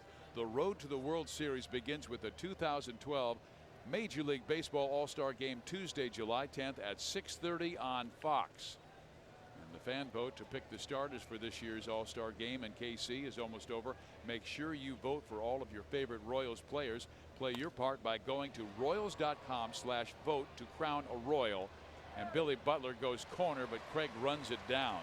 Butler is a guy I would encourage you to vote for, and also Mike Moustakas with his first career multi-home run game today. Fans, you only have till Thursday of this coming week. So go online and vote all you can. I think there's a limit, though. I think you can only vote like 16 times or something. And by the way, the 6th inning is our Sonic Slam inning, and our contestant is Jessica Schmidt from Kansas City. If the Royals hit a home run in this inning, Jessica will win $900, but if the Royals hit a grand slam out of the yard, Jessica will win $25 grand from Sonic and the Royals. How about a multi-home run game from Frenchie? He has one, and he fouls this one off. Let's go to Joel Goldberg. Well, Steve, Jeff Francoeur has been struggling this month, and I talked to him about it this morning, and he said he actually stayed after the game yesterday, went down to the cage by himself and hit about 100 balls off the tee and the pitching machine. Very frustrated with himself. Now, he went through this last year. In June last year, 213, 231 on base, 227 slug. This June coming into today, 215, 256, and 304. That was last year. He had 11 RBIs last year in the month, just 4 this month. But he said last year he was chasing, and Kevin Seitzer said, I don't see him chasing at this point. He's just not driving the ball right now, and so maybe good things to happen with that home run last time out. Slices that out of play to the right side. Let's go back to the 4th inning when Frenchie came up his last at bat. Okay, got a slider that was out over. He put an easy swing on it. Okay, he wasn't trying to hit one there, and that's usually when you get them.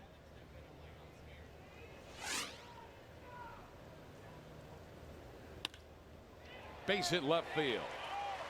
So the tying run is on.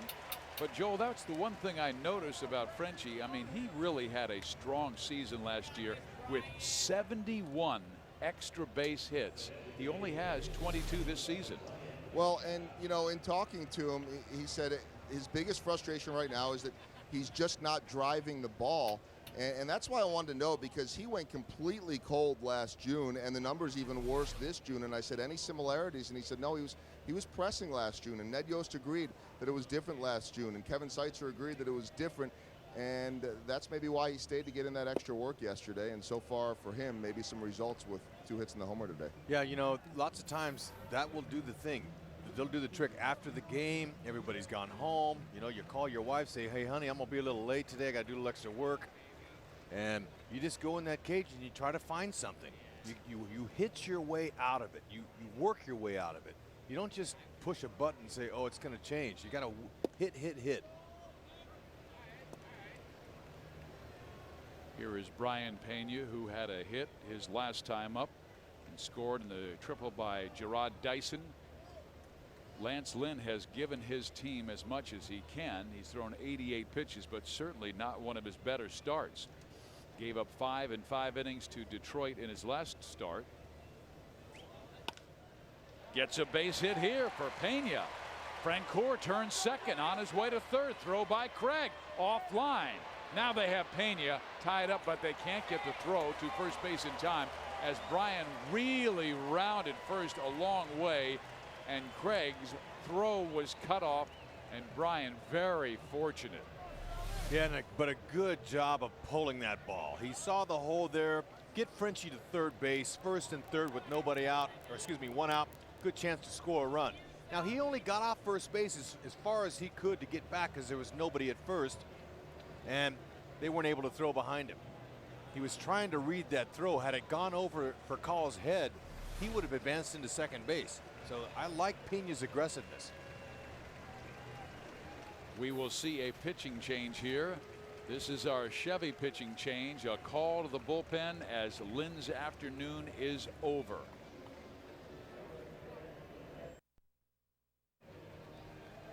The Royals have the tying run just 90 feet from home plate. Brian Pena singled him to third base. Almost got picked off when he rounded first base too far. Now he'll watch as his teammate Salvi Perez steps to the plate, trying to knock in Frenchie. Yeah, now I like that Pena's big turn there. He was waiting for the overthrow from Craig to third base, and that's what he was doing. He would have advanced, stayed out of a double play. So, but you know, he went as far as he could. And Marte gets a lot of double plays. As a matter of fact, only 17% of inherited runners have scored off Victor Marte, who was once a member of the Kansas City Royals and acquired by St. Louis last year and sent to Memphis, where he led the PCL in saves with 31. Sinker, slider, changeup. Ball's moving down. Great block by Molina.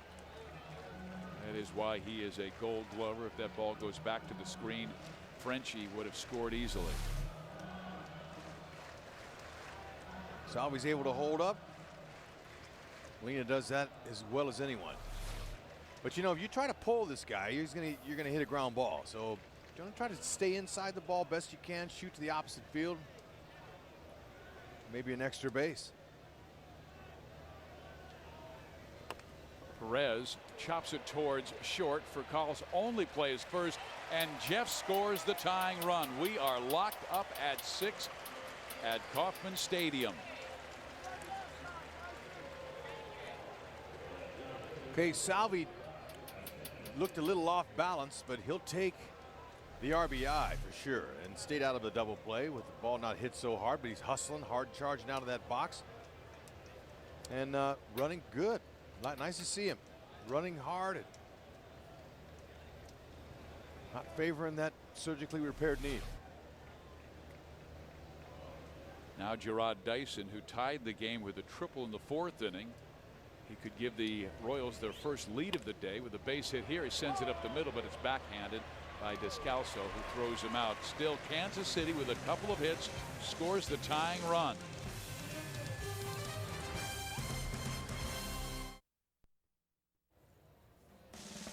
Royals baseball is brought to you by Panera Bread with 23 locations and now in Brookside. Visit us at PaneraKansas.com. And by AT&T Uverse, the new wireless receiver from AT&T Uverse. Visit att.com/free your TV. Rethink possible. Steve Physiot, Rex Hudler, Joel Goldberg, Jeff Montgomery with you. Cardinals and Royals tied at 6. We head to the 7th inning of play. And I think those fans out near the fountains would like to see some of that water spray on them on a hot afternoon where the temperature is near 100 degrees. There are so many great seats in this ballpark. As a matter of fact, there isn't a bad one. We've been up to the top rafters and magnificent views of the ballpark. Hot one today. Temperature near 100 on a Sunday afternoon, final game of the I-70 series. Tim Collins stays in the ball game to face Craig, Holiday, and Beltran. Royals tying it up, takes Jonathan Sanchez off of the possible lost column. It's a good thing for him. Sanchez gave up 6 runs in 5 2/3. Lance Lynn gave up 6 runs in 5 1/3. And Collins gets a strike across, a swing and a miss by Alan Craig. Off the good straight changeup. Mid-90s fastball, big curve, and a really good changeup he can use to either batter on either side of the plate.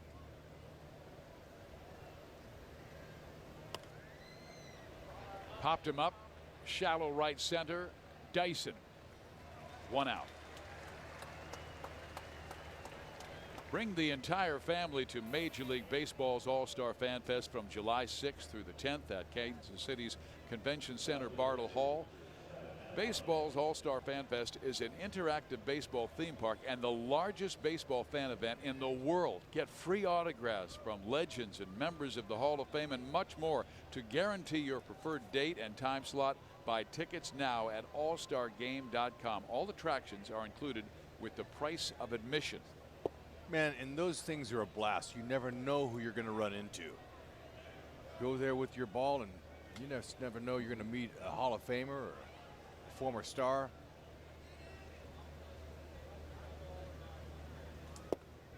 Collins now working against Matt Holliday, who has walked, doubled, and grounded out. He now has 14 hits and 24 at bats against Kansas City this year with 2 home runs and 9 RBIs.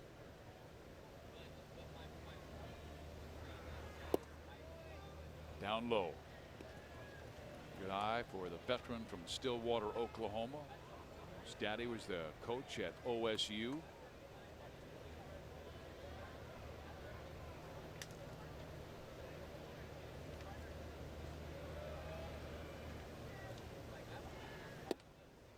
A walk to Holiday. That is the 7th walk by Kansas City pitching in this game. 6 by Sanchez, now 1 by Collins. That's always dangerous in front of Carlos Beltran, who has 20 home runs this year. That is now tied with Ryan Braun of Milwaukee for the most in the senior circuit. Bautista and Dunn lead the major leagues with 23. And that ball popped up right side. Butler, does he have room? Yes, he does.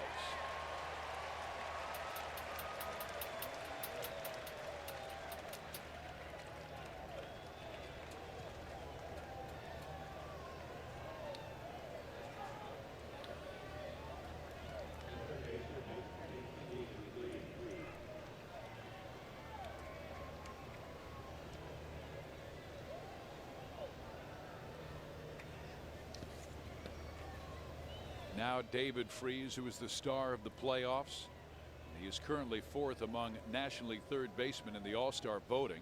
Having a solid season. 13 home runs, 45 RBIs. Runner goes. The pitch is taken low, and a stolen base for Matt Holliday. Now he got such a great takeoff. Salvi said, you know what, let him go there. We got 2 outs. Let's focus on the hitter. Third stolen base for Holliday. You know, the All-Star game that was at Angel Stadium in 2010, my son went and he got a chance to get a picture with Holliday. Really made his year, man. He was so fired up, and also got to meet Hall of Famers Hank Aaron, Rod Carew, and Frank Robinson.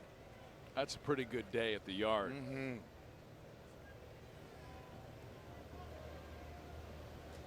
So exciting that's coming here. Collins very deserving of being an all-star this year. We've talked about that on numerous occasions, but he gives up a base hit here. Gordon has a great arm. Here's the throw to the plate offline. Perez will get the out at second base, but the damage has been done as Freese, clutch in the playoffs, now clutch in the I-70 series with a base hit that gives the Cards a 7-6 lead.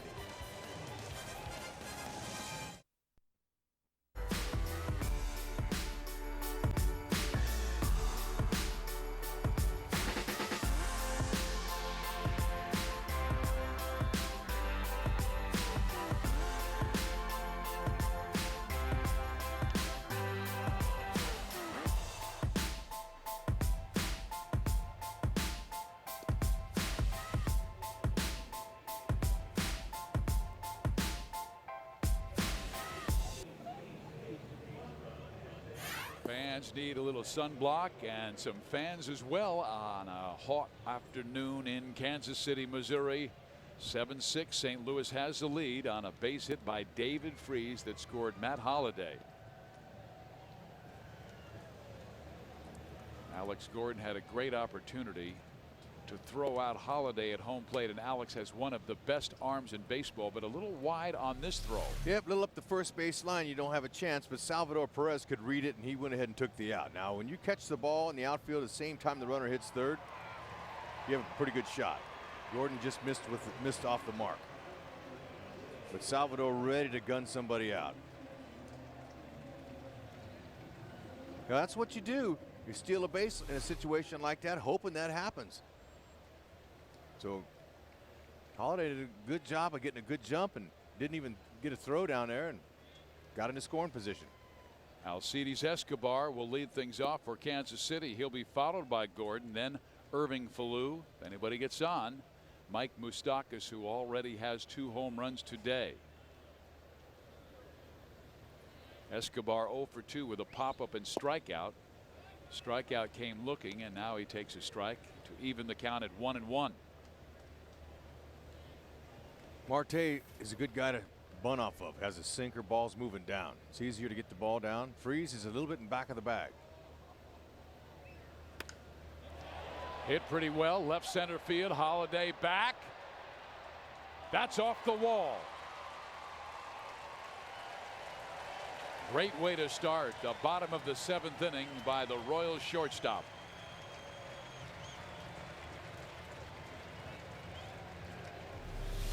Nice swing by Escobar for his 16th double.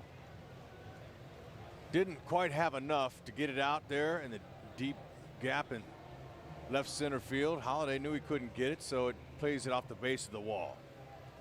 And with the left-handed swinging Alex Gordon stepping to the plate, Mike Matheny will make a change. He has Gordon coming up, then the switch hitter Irving Falou, and then Mike Moustakas. So we will see a left-hander come out of that Cardinal bullpen.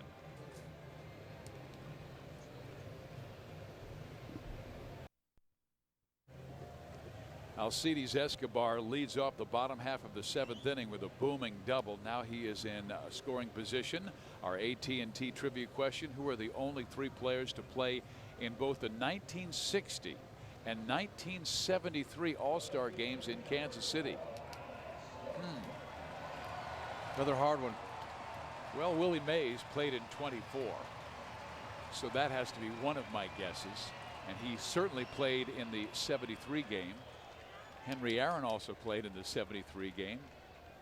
Wow. I guess it's not so hard for you. Well, I just threw out 2 names who are the greatest players I've ever seen, and I went to the 73 game here in Kansas City, and I went to see Mr. Aaron and Mr. Mays. All right, let's see if Gordon can tie this baby up. Well, here is Mark Zepchinski. He is their left-handed specialist. He has 9 holds this year, holding leads in St. Louis, currently with 7 runs on 5 hits, with the Royals 6 runs on 10. Gordon 2 for 3. And Zepchinski steps off. He is 1-3 with a 5.47 ERA. And left-handers doing some damage against Zepchinski this year. 255 average with 2 home runs. And Gordon's a 233 hitter against southpaws, but what he wants to do here is try to pull that ball and get Escobar to third base.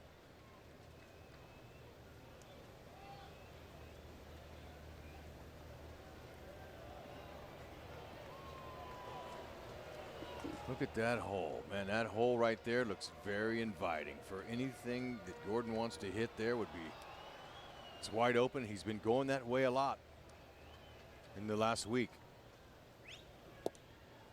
Zepchinski throws him a ball that breaks down and away from Alex. 1-1 count. He did a terrific job for St. Louis last year, struck out a career high 61 in a career high 71 games.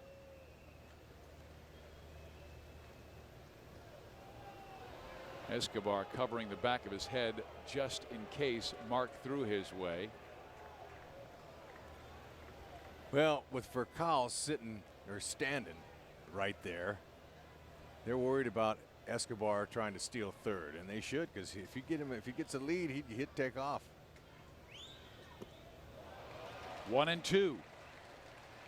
Gordon did just what you said he would try to do, pull the ball. He's a sinker baller. Big slurvy curve ball and a changeup. Probably see the breaking ball here.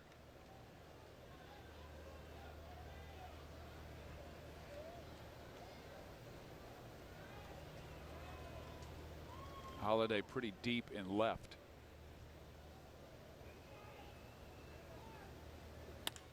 Back up the middle, right where Raphael is. He will bluff the move towards second base and then throw out Alex Gordon, so no advance by Alex. And if Furcal is playing in his natural position over towards third base, that would be a base hit up the middle, but the defensive chart show this is where Alex usually goes. Still like to see Escobar advance to third on that. He on contact, if he goes to third base, it puts the pressure on Furcal to try to get him at third or go ahead and take the out. But this late in the game, he might take a chance, although he already is in scoring position. So it was a kind of a tough read for Escobar there. He wasn't sure. He looked at Eddie Rodriguez and put his hands in the air like, well, I didn't know if I should have win or not. How about Irving Falou coming through? Okay, look at him. He's looking at Escobar saying, you know, I mean, he's looking at Eddie Rodriguez saying, maybe I made a mistake there, but I played it safe. Still in scoring position. Right.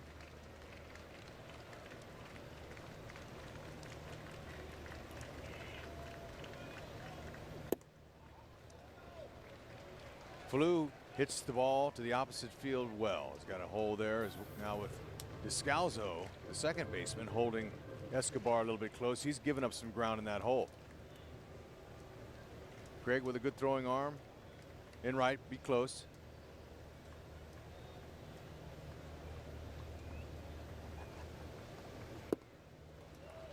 trying to tease Falou, and now the count is 3-0 with Moustakas waiting his turn, a guy who has already hit 2 out of the ballpark.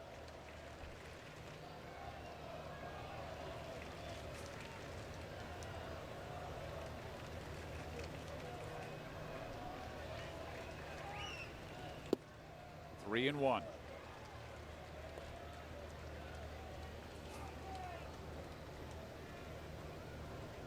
Yep, Zepchinski wants to get back in the count here and try to get Falou out.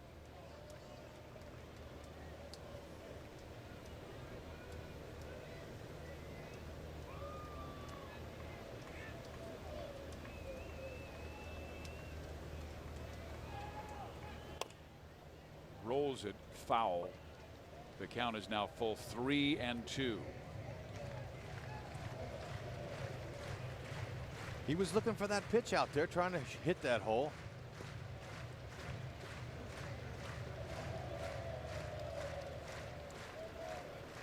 Zepchinski pitching him away, away, away.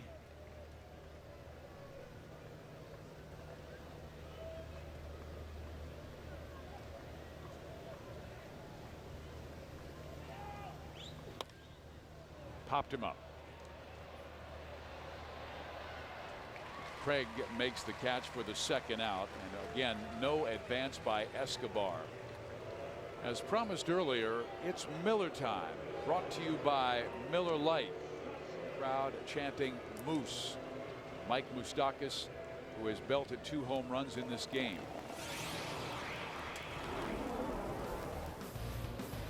All right, belt high fastball. Moose knows how to react. He hit that ball a ton. Well over 400 feet, and he snuck one over that wall in his second at bat as well. So Moustakas hits his 11th and 12th homers of the year. One behind Billy Butler, the team leader, with 13, who's on deck. This will be the last batter that Zepchinski will face. Billy Butler is on deck. Mike knows they've got to come to him. Sends a ground ball deep short. Furcal has no play. It's an infield hit for Moustakas. Now the Royals have runners in the corners, and Mike Matheny will make a pitching change here. He wants a right-hander to face Billy Butler. All right, jammed Moose a little bit on a up and in fastball, but Kyle says, you know what? We saved a run there. We got 2 outs. I'm not going to waste a throw to try maybe throw him away. So it's up to Billy Butler now.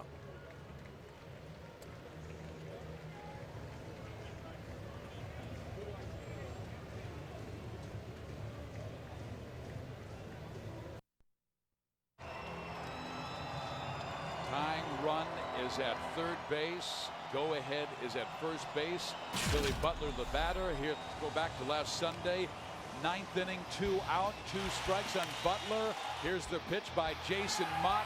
436 feet later, the game is tied.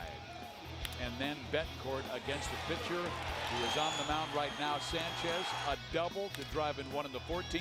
And then the game-winning home run off Sanchez in the 15th. Royals won it 5-3. We'll see that pitcher, Sanchez, right now face Mr. Butler. A fastball mid-90s and a slider. And Billy Butler, he's faced some of the best. Like you said, a week ago on Sunday, Mott, one of the best closers in baseball, tried to sneak a piece of cheese by him hard up in the zone, and he got him. So now we'll see if Billy can at least tie it up and maybe do more.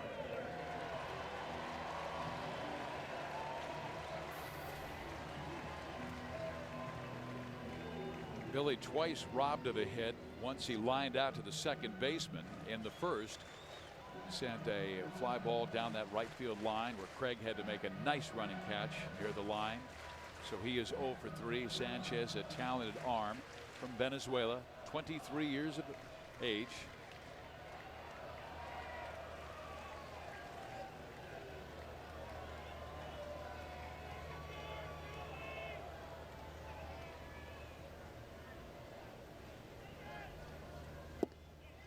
He gets a strike across. He can be a little bit wild. He has walked 10 and 13 and 2/3 innings, but also struck out 13. Perfect spot on that first pitch. There's slider. Good location.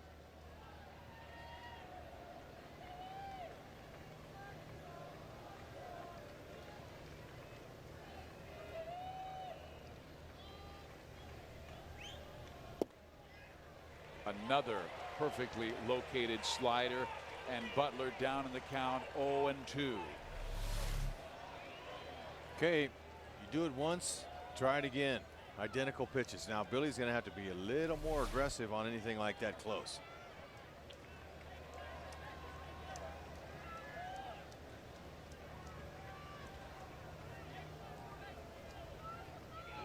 Runner goes. The pitch is chopped towards third. Freeze up with it. Bare hands and throws. What a play by David Freeze. He's really good on that play.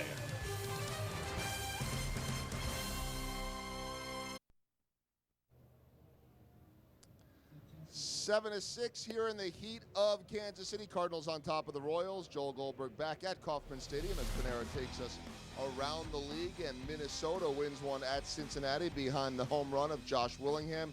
Detroit gets a win for Justin Verlander. Complete game, 9 innings and 2 earned runs allowed. El Caballo Carlos Lee with a pair of RBIs. 3-1 Houston on top of Cleveland, and Milwaukee and the White Sox right now scoreless on the south side in the ninth. Steve? Thank you, Joel. Here is Tim Collins ready for his 3rd inning of work. He came on to get the final out in the 6th, then gave up a run in the 7th. And now we'll start the 8th inning to face Yadier Molina and get him on 1 pitch to fly out to Jeff Francoeur. Earlier today, we asked the AT&T trivia question, who are the only 3 players to play in both the 1960 and 73 All-Star games in Kansas City? We gave you hints on the first 2. Hank Aaron and Willie Mays. Brooks Robinson was the 3rd, who went to so many All-Star games as a representative of the Baltimore Orioles at 3rd base. 1 pitch, 1 out. Batter is Matt Carpenter.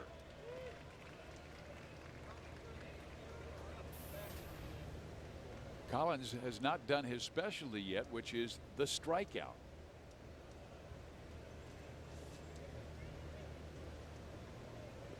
He leads all American League relievers with 51 strikeouts and is averaging 12.87 Ks per 9 innings, which is first among American League pitchers with at least 30 innings of work.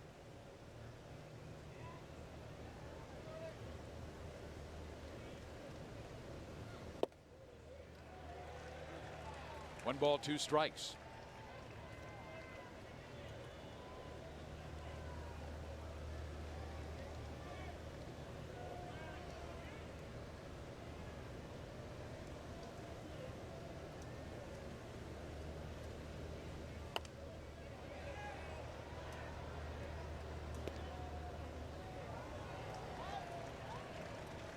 This homestand continues tomorrow night. We have 2 evening games tomorrow and Tuesday, and then a Wednesday afternoon game against the Rays. Archer will go on Tuesday.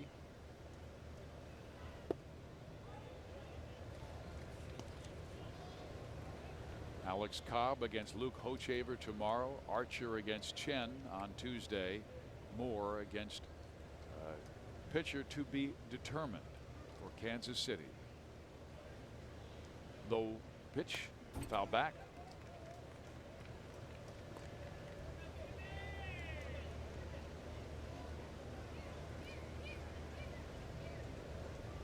Carpenter's Old School will be part of the Big 12 Conference this year.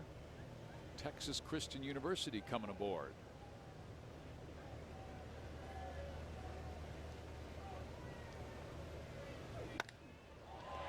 Hit well, right center field, off the wall. Carpenter's not stopping at second. There's the throw. It is not in time. A triple with 1 out. Man, he just missed trotting, touching all 4 bases. That ball hit high up on the right center field wall. Fastball that was inside, but Carpenter is able to keep it in the middle. Excuse me. He's able to keep it. Watch how close this was from going out. Ooh, man. And Collins is usually really tough on left-handers. Had him down 1-2 in the count. Lefty's only batting .200. And you know, with the heat today, it bounced off of that padding with a little extra bounce. And Dyson couldn't keep it in front of him. Great block by Perez. Shane Robinson is the batter, and the Royals will bring their infield in. Moustakas at third base will stay a little close to Carpenter to make sure he shortens his lead.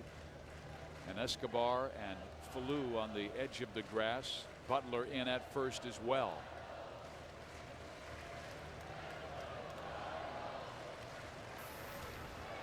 Robinson handles the bat pretty well.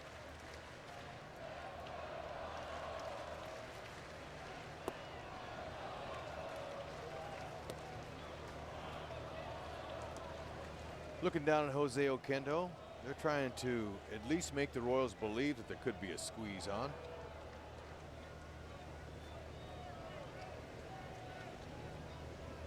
Good count for it.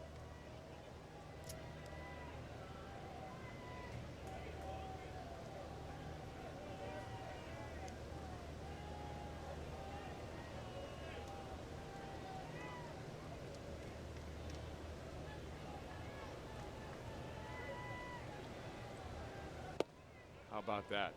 On 2-0, the Royals pitch out thinking that they might be squeezing. Now they will intentionally walk Robinson. This will allow the middle infield to back up a bit, where they can go for the double play with Daniel Descalso.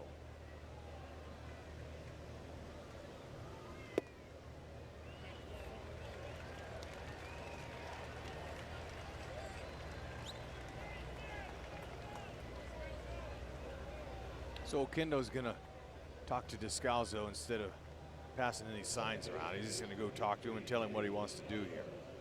Multiple options here. Guy that can, you know, slash. You know, he hits the ball at all fields. He could bunt. You know, it doesn't have to be a suicide squeeze. It could be like a safety squeeze. He can move the runner over, and try to get the run home too. There's a few different options here they could go with.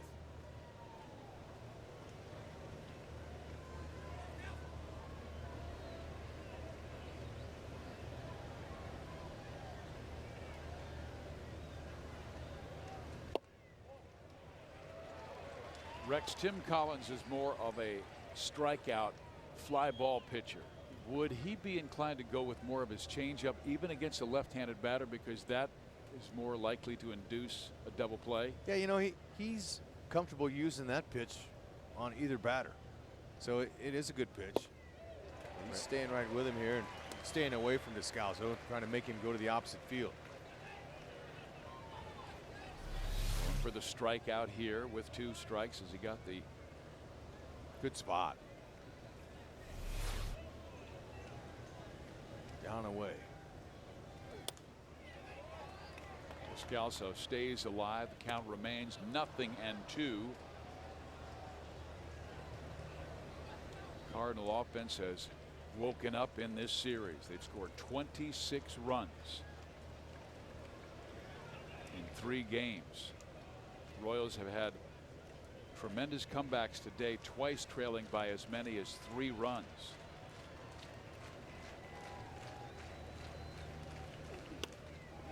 Base hit right field. A seeing eye base hit with 2 strikes on him. St. Louis goes in front 8-6.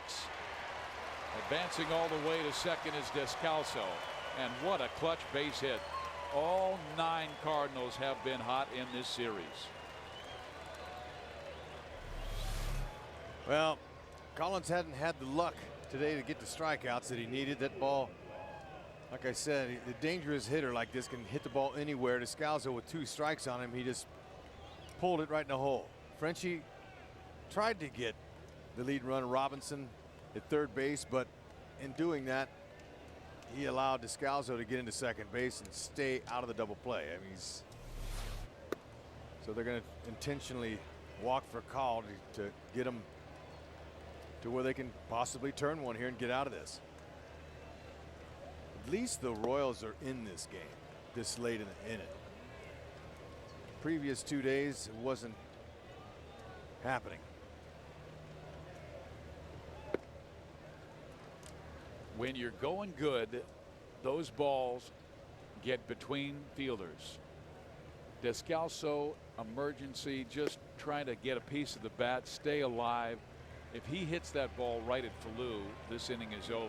But it found right field, and the 8th run comes across for St. Louis. So Ned Yost will make a pitching change. He needs a right-hander. And he needs a big strikeout as Aaron Crow will come out of that bullpen.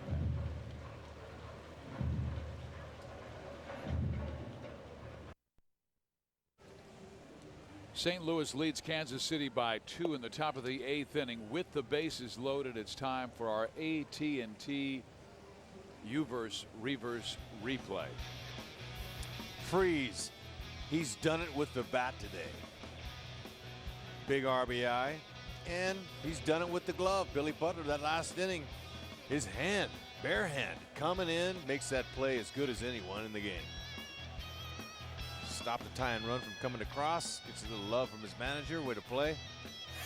St. Louis has looked like a world championship team in this series, but we are not done yet as Aaron Crow comes out of that bullpen. And he will face a tough batter in Alan Craig. Chopper up the middle. Through. 2 more score. It's 10-6. An error by Dyson allows the runner to advance. Boy, they have had a lot of seeing eye base hits in this series. Wow. Yep, first ball swinging. Top spin on it. Escobar, he tried to glove it, and he just misjudged the knocking it down. You wanted to try to knock that down any way you can, but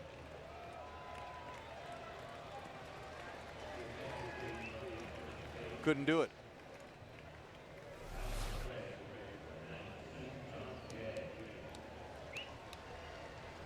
John Jay is now at first base, pinch running. At Kauffman Stadium, they play this song about the 6th, 7th inning. I got friends in low places, and one of the lines is chase my blues away. I think you could change that line to chase my Reds away. They want Cardinal Red to head across the state. This team has been unbelievably hot in this series with now 29 runs in 3 games. Yeah. 41 hits. They're not going to send them across the state. They're going to send them all the way to South Florida to play in Miami. Wherever. Wagons east, young men.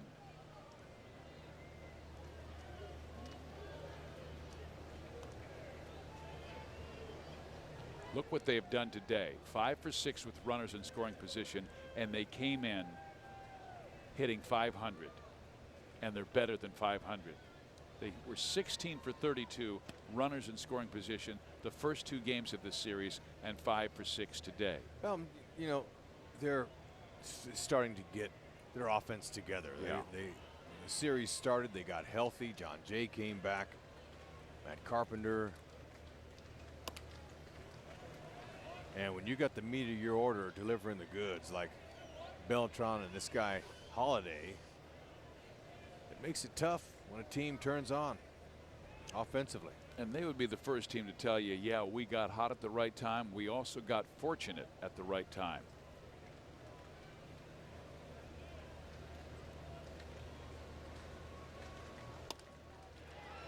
To right field, Francoeur will make the catch. Runner tags, comes home. Here's the throw to the plate. Ball gets away from Perez. 11-6 St. Louis. Well, the slide knocked the ball out of Salvador's glove. Frenchie, he had him. Good throw. Third base side, 1 hopper. See how he backs up into it. It's got a little momentum coming in. Good throw. Salvi just couldn't hang on. See, it was in the end. Now he has his hand there to hold it, but just tagging for call jarred it loose. If he'd have caught that ball in the pocket of the webbing there of his glove, probably would have held on.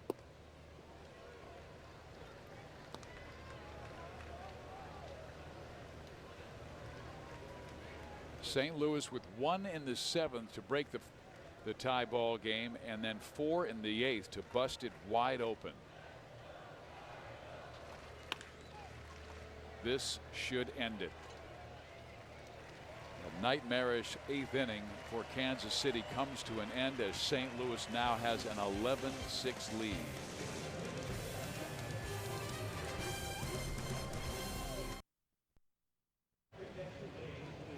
John Jay will stay in the game to play center field for St. Louis as they try and protect a 5-run lead late in this game. Going for the sweep, Shane Robinson moves from center field to right field.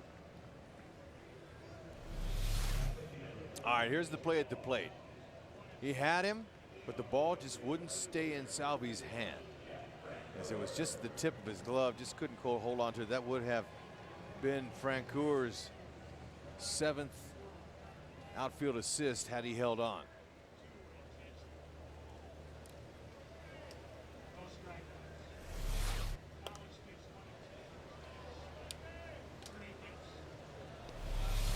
Okay, let's try it again.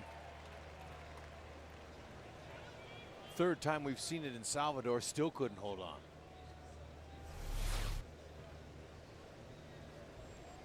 So he had 3 opportunities, is He what you're did. saying? And you know, we really haven't seen Joe West signal him safe yet either.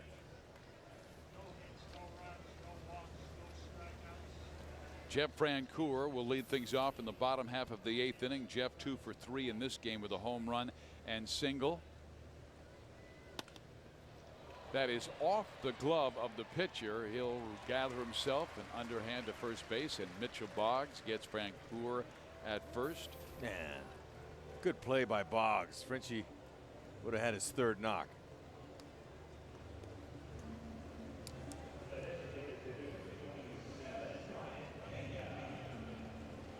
The batter will be Brian Pena.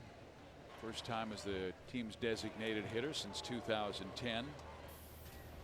He's looking for his 3rd knock too. Exactly. The Royals have out-hit the Cardinals 11-8, but the Cardinals have outscored the Royals in the important run category 11-6. Kansas City has only left 4 runners on base, but the big challenge was how many walks the pitchers issued today. Sanchez walked 6. Collins walked 3. And particularly Tim's. Now 2 of them were intentional, but all 3 of his walks scored.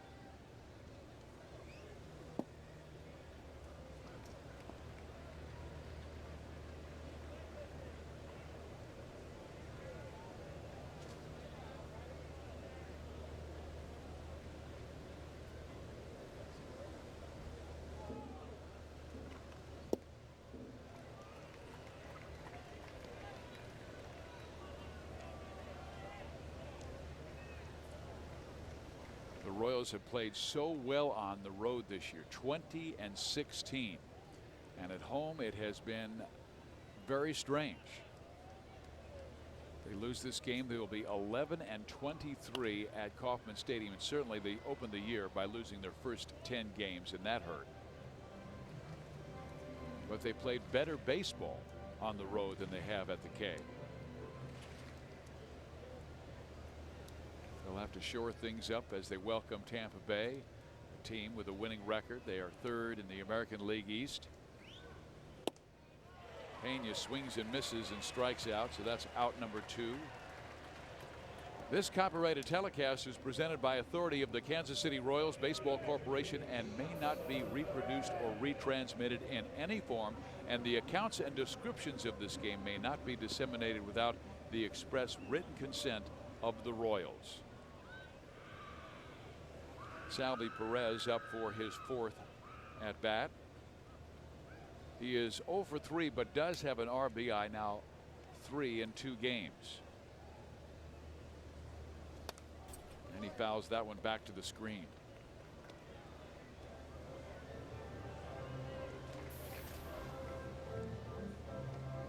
Tampa Bay at 38-32 will be here tomorrow night. They're just 4 games out of first place in the American League East. The Yankees have been on fire of late. And there's a base hit up the middle. So Perez with a single. Royals have 12 hits. And the batter will be Gerard Dyson. Tampa Bay, a good ball club, and really the Royals could pattern themselves after the Rays, because the Rays have gone after pitching. They had so many poor years, did the Rays, where they were able to draft good young pitchers, guys like Matt Moore and David Price, and now we're seeing their maturity, their coming of age, and the Rays have been to the playoffs so many times in recent years. Yeah, you know, it'll be interesting to see how the day-night doubleheader up in Philly wears them down. What kind of shape they'll be in tomorrow. Right now, the Royals have to take care of themselves and right the ship, and that really starts with Luke Hochevar. He has to put together a really good start, because this Royals bullpen has been worn thin in this series. For call.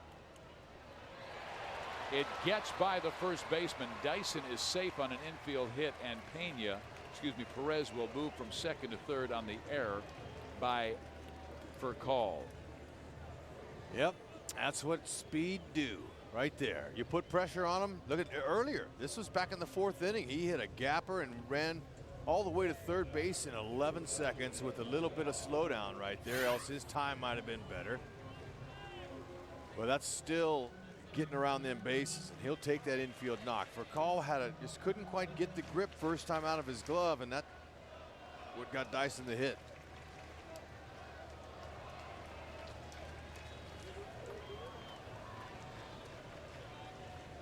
Royals continue to pressure their opponents. Dyson goes, the pitch taken. They just give Gerard second base.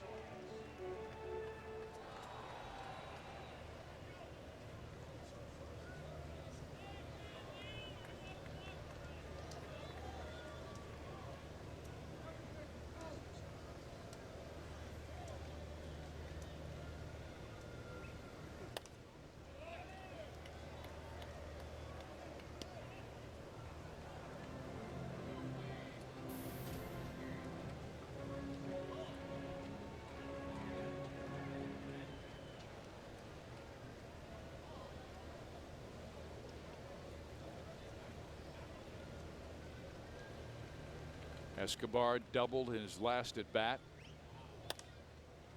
Sends this one out of play. Count stays at 1 ball and 2 strikes. Great play by the fan on the fly.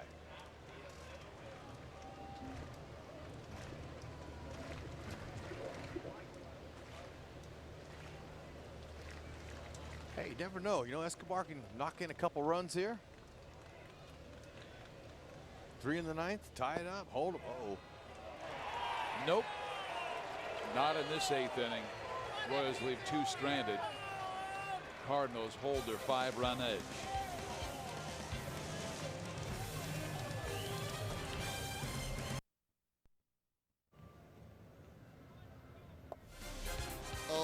Six Cardinals over the Royals. Joel Goldberg, Jeff Montgomery getting ready for Boulevard Royals Live out at Rivals coming up after the game. The offense finally able to break through. Most runs allowed on the year by Lance Lynn. But the story of the game, and Jeff Montgomery will break this down, walks. 7 of them allowed, doing a lot of damage. We'll also get you ready for tomorrow's matchup. First of 3 with the Rays, Alex Cobb, Luke Hochevar. That in reaction coming up after the game. Thank you very much, Joel. 11-6, St. Louis has a lead over the Kansas City Royals, going for the sweep after KC took 2 of 3 in St. Louis last week at Busch Stadium. Swinging a ground ball third. Moustakas has it. Nice, perfect throw to Billy Butler, and David Freese is out number 1.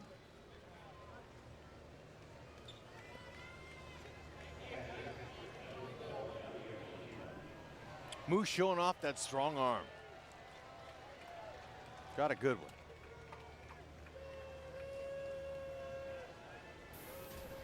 St. Louis on fire coming into this. Actually, their bats were very quiet in Detroit, but catching fire in game 1. And talking to the guys in the clubhouse, they said this is the hottest they have been all year long, and certainly in the clutch. Rex, how about this? They are 21 for 39 with men in scoring position, .538 batting average in 3 games. That's coming off of that Detroit series where they were only 2 for 23. Exactly. With runners in scoring position. So Big Mac Mark McGuire, he probably had a little talk with his hitters before this series, saying, come on, fellas, let's turn it up a little bit. There's Big Mac. He certainly is responsible for one of the greatest moments in St. Louis Cardinal history. He set that home run record, blasting 70 in 1998. He was acquired at the July 31st trade deadline in 1997. Pretty special power hitter. And their first baseman, Berkman, he's not even in the lineup. So you put that guy in that lineup with all these other guys, they're going to make another run. Yeah.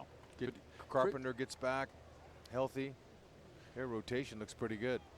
They have not suffered the seriousness of the injuries that Kansas City has, losing 2 starting pitchers for the season, Paulino and Duffy, and their closer Soria before the season even began.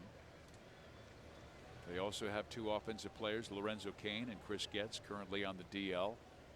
Aaron Crow trying to go 1-2-3 as Carpenter takes outside. 3 balls, 1 strike. Carpenter has had a good game with a triple his last time up, and that started that 4-run 8th inning. Broken bat ground ball for Lou. We head to the bottom of the 9th inning here in Kansas City. Royals need 5 to tie.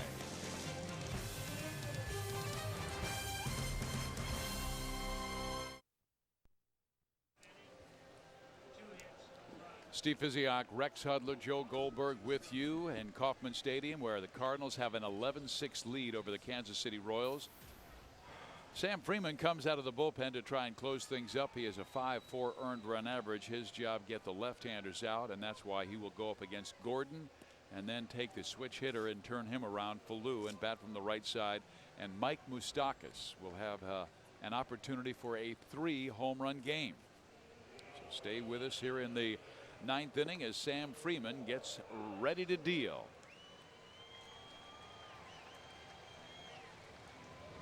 Gordon in this game is 2 for 4, a pair of singles his first 2 times up, then flied out and grounded out his last 2 at bats. So that average up to 264, slowly climbing. He's hitting over 350 his last couple of weeks of the season. Freeman, who spent a little time over at Kauffman Stadium when he played for the Kansas Jayhawks on their baseball team.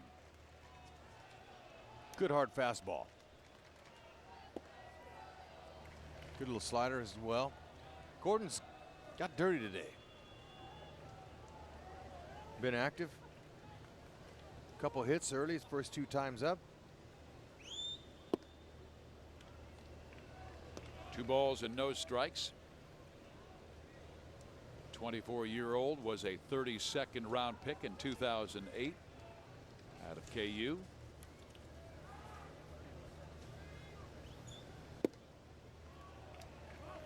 Gordon from Nebraska.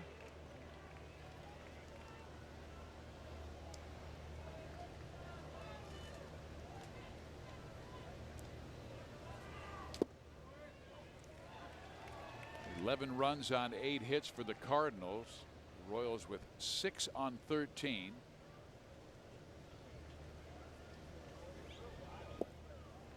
And Alex works the walk. That is the 8th walk he has received from St. Louis pitching this year.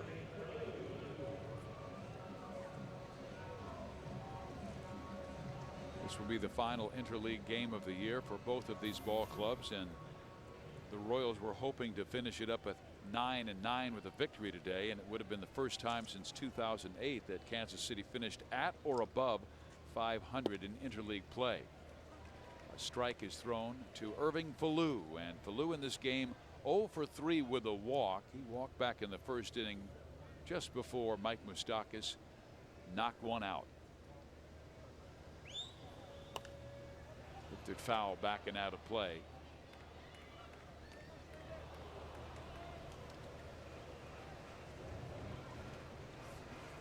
Irving getting a start at second base today, providing a little bit more range out there.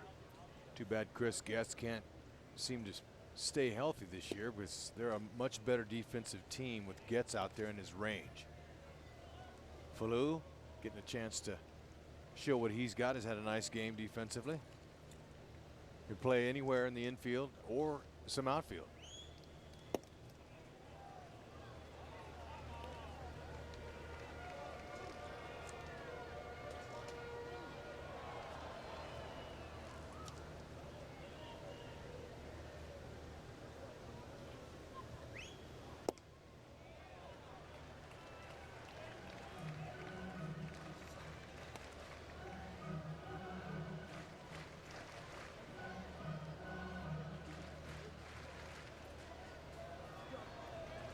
Tell you, games like this, you know, it's hot on the field, but it was much worse when there was artificial turf.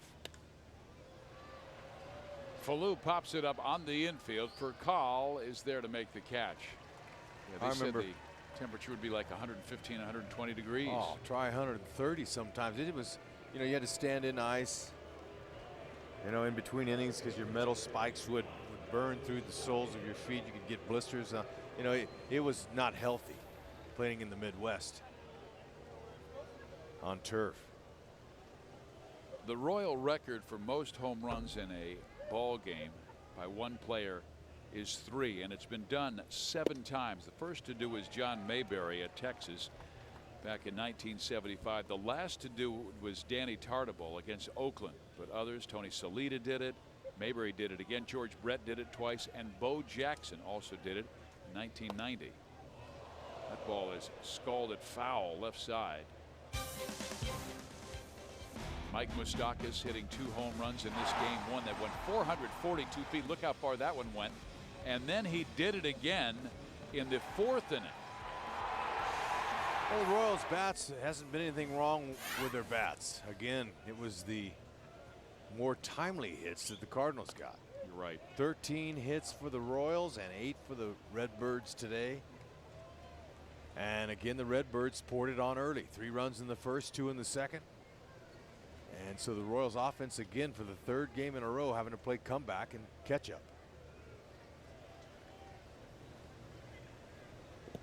So many times you talk about what went wrong. Well, in this series, it was really what went right for St. Louis. And just talking to the guys in their clubhouse, and they say, we're on fire right now. We're not only seeing the ball, squaring it up, but we're getting fortunate hits. Swing and a miss, and down goes Moose on a good breaking ball thrown by Sam Freeman.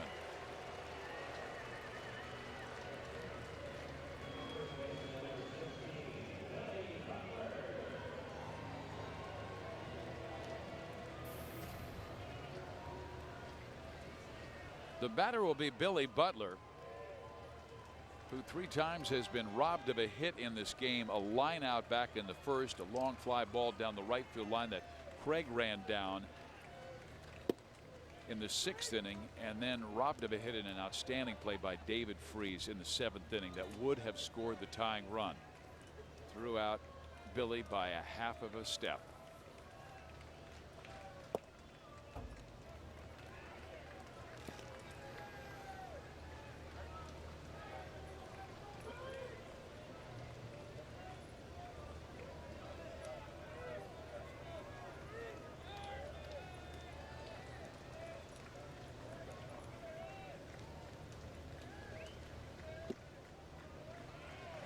Two and one.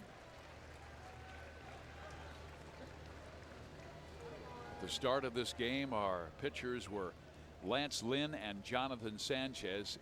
Each was knocked out after giving up 6 runs. Butler sends one high in the air and deep to center field, and that one's gone. Well, the Royal offense not done yet as Butler goes deep for the 14th time this season.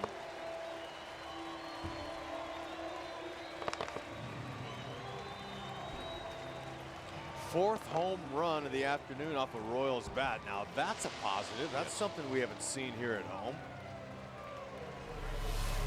But Billy, man, I'll tell you, the good inside-out swing off Sam Freeman. That inside-out swing looked like it caught the fan right in the chin, as that ball wanted to take a drink in the fountain. But that's a good opposite field pop there. Good stroke, kept his hands inside. Billy uses the whole field. That's beautiful swing.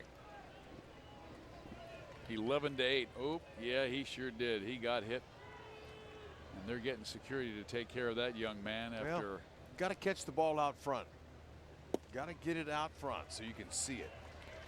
Let the ball get back up underneath you. You never know. Could pop you in the chin. He'll be all right. You've been protecting me for years, and foul ball struck back to the booth. You got to know. And, you know, that fan, he's okay with that. Billy Butler hit him that ball, cut his chin. He says, you know what? I've been touched by Billy Butler. Well, hopefully he still has the ball that was not grabbed by another fan. He lost it. Darn it. So that's one you could take to work and show up and say, see these stitches? Billy Butler, baseball, I got it right here. That's where he hit me. These stitches in the ball gave me the stitches on my chin. Nah, I don't know if we got any stitches on that. Well, you never know. No, you know.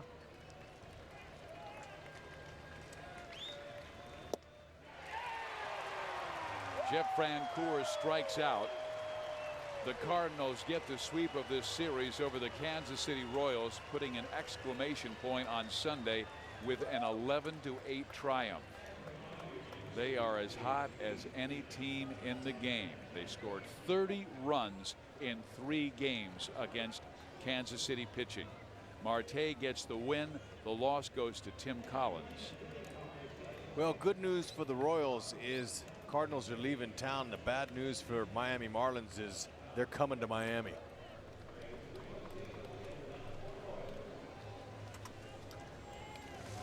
We'll be back to talk more about this one after this.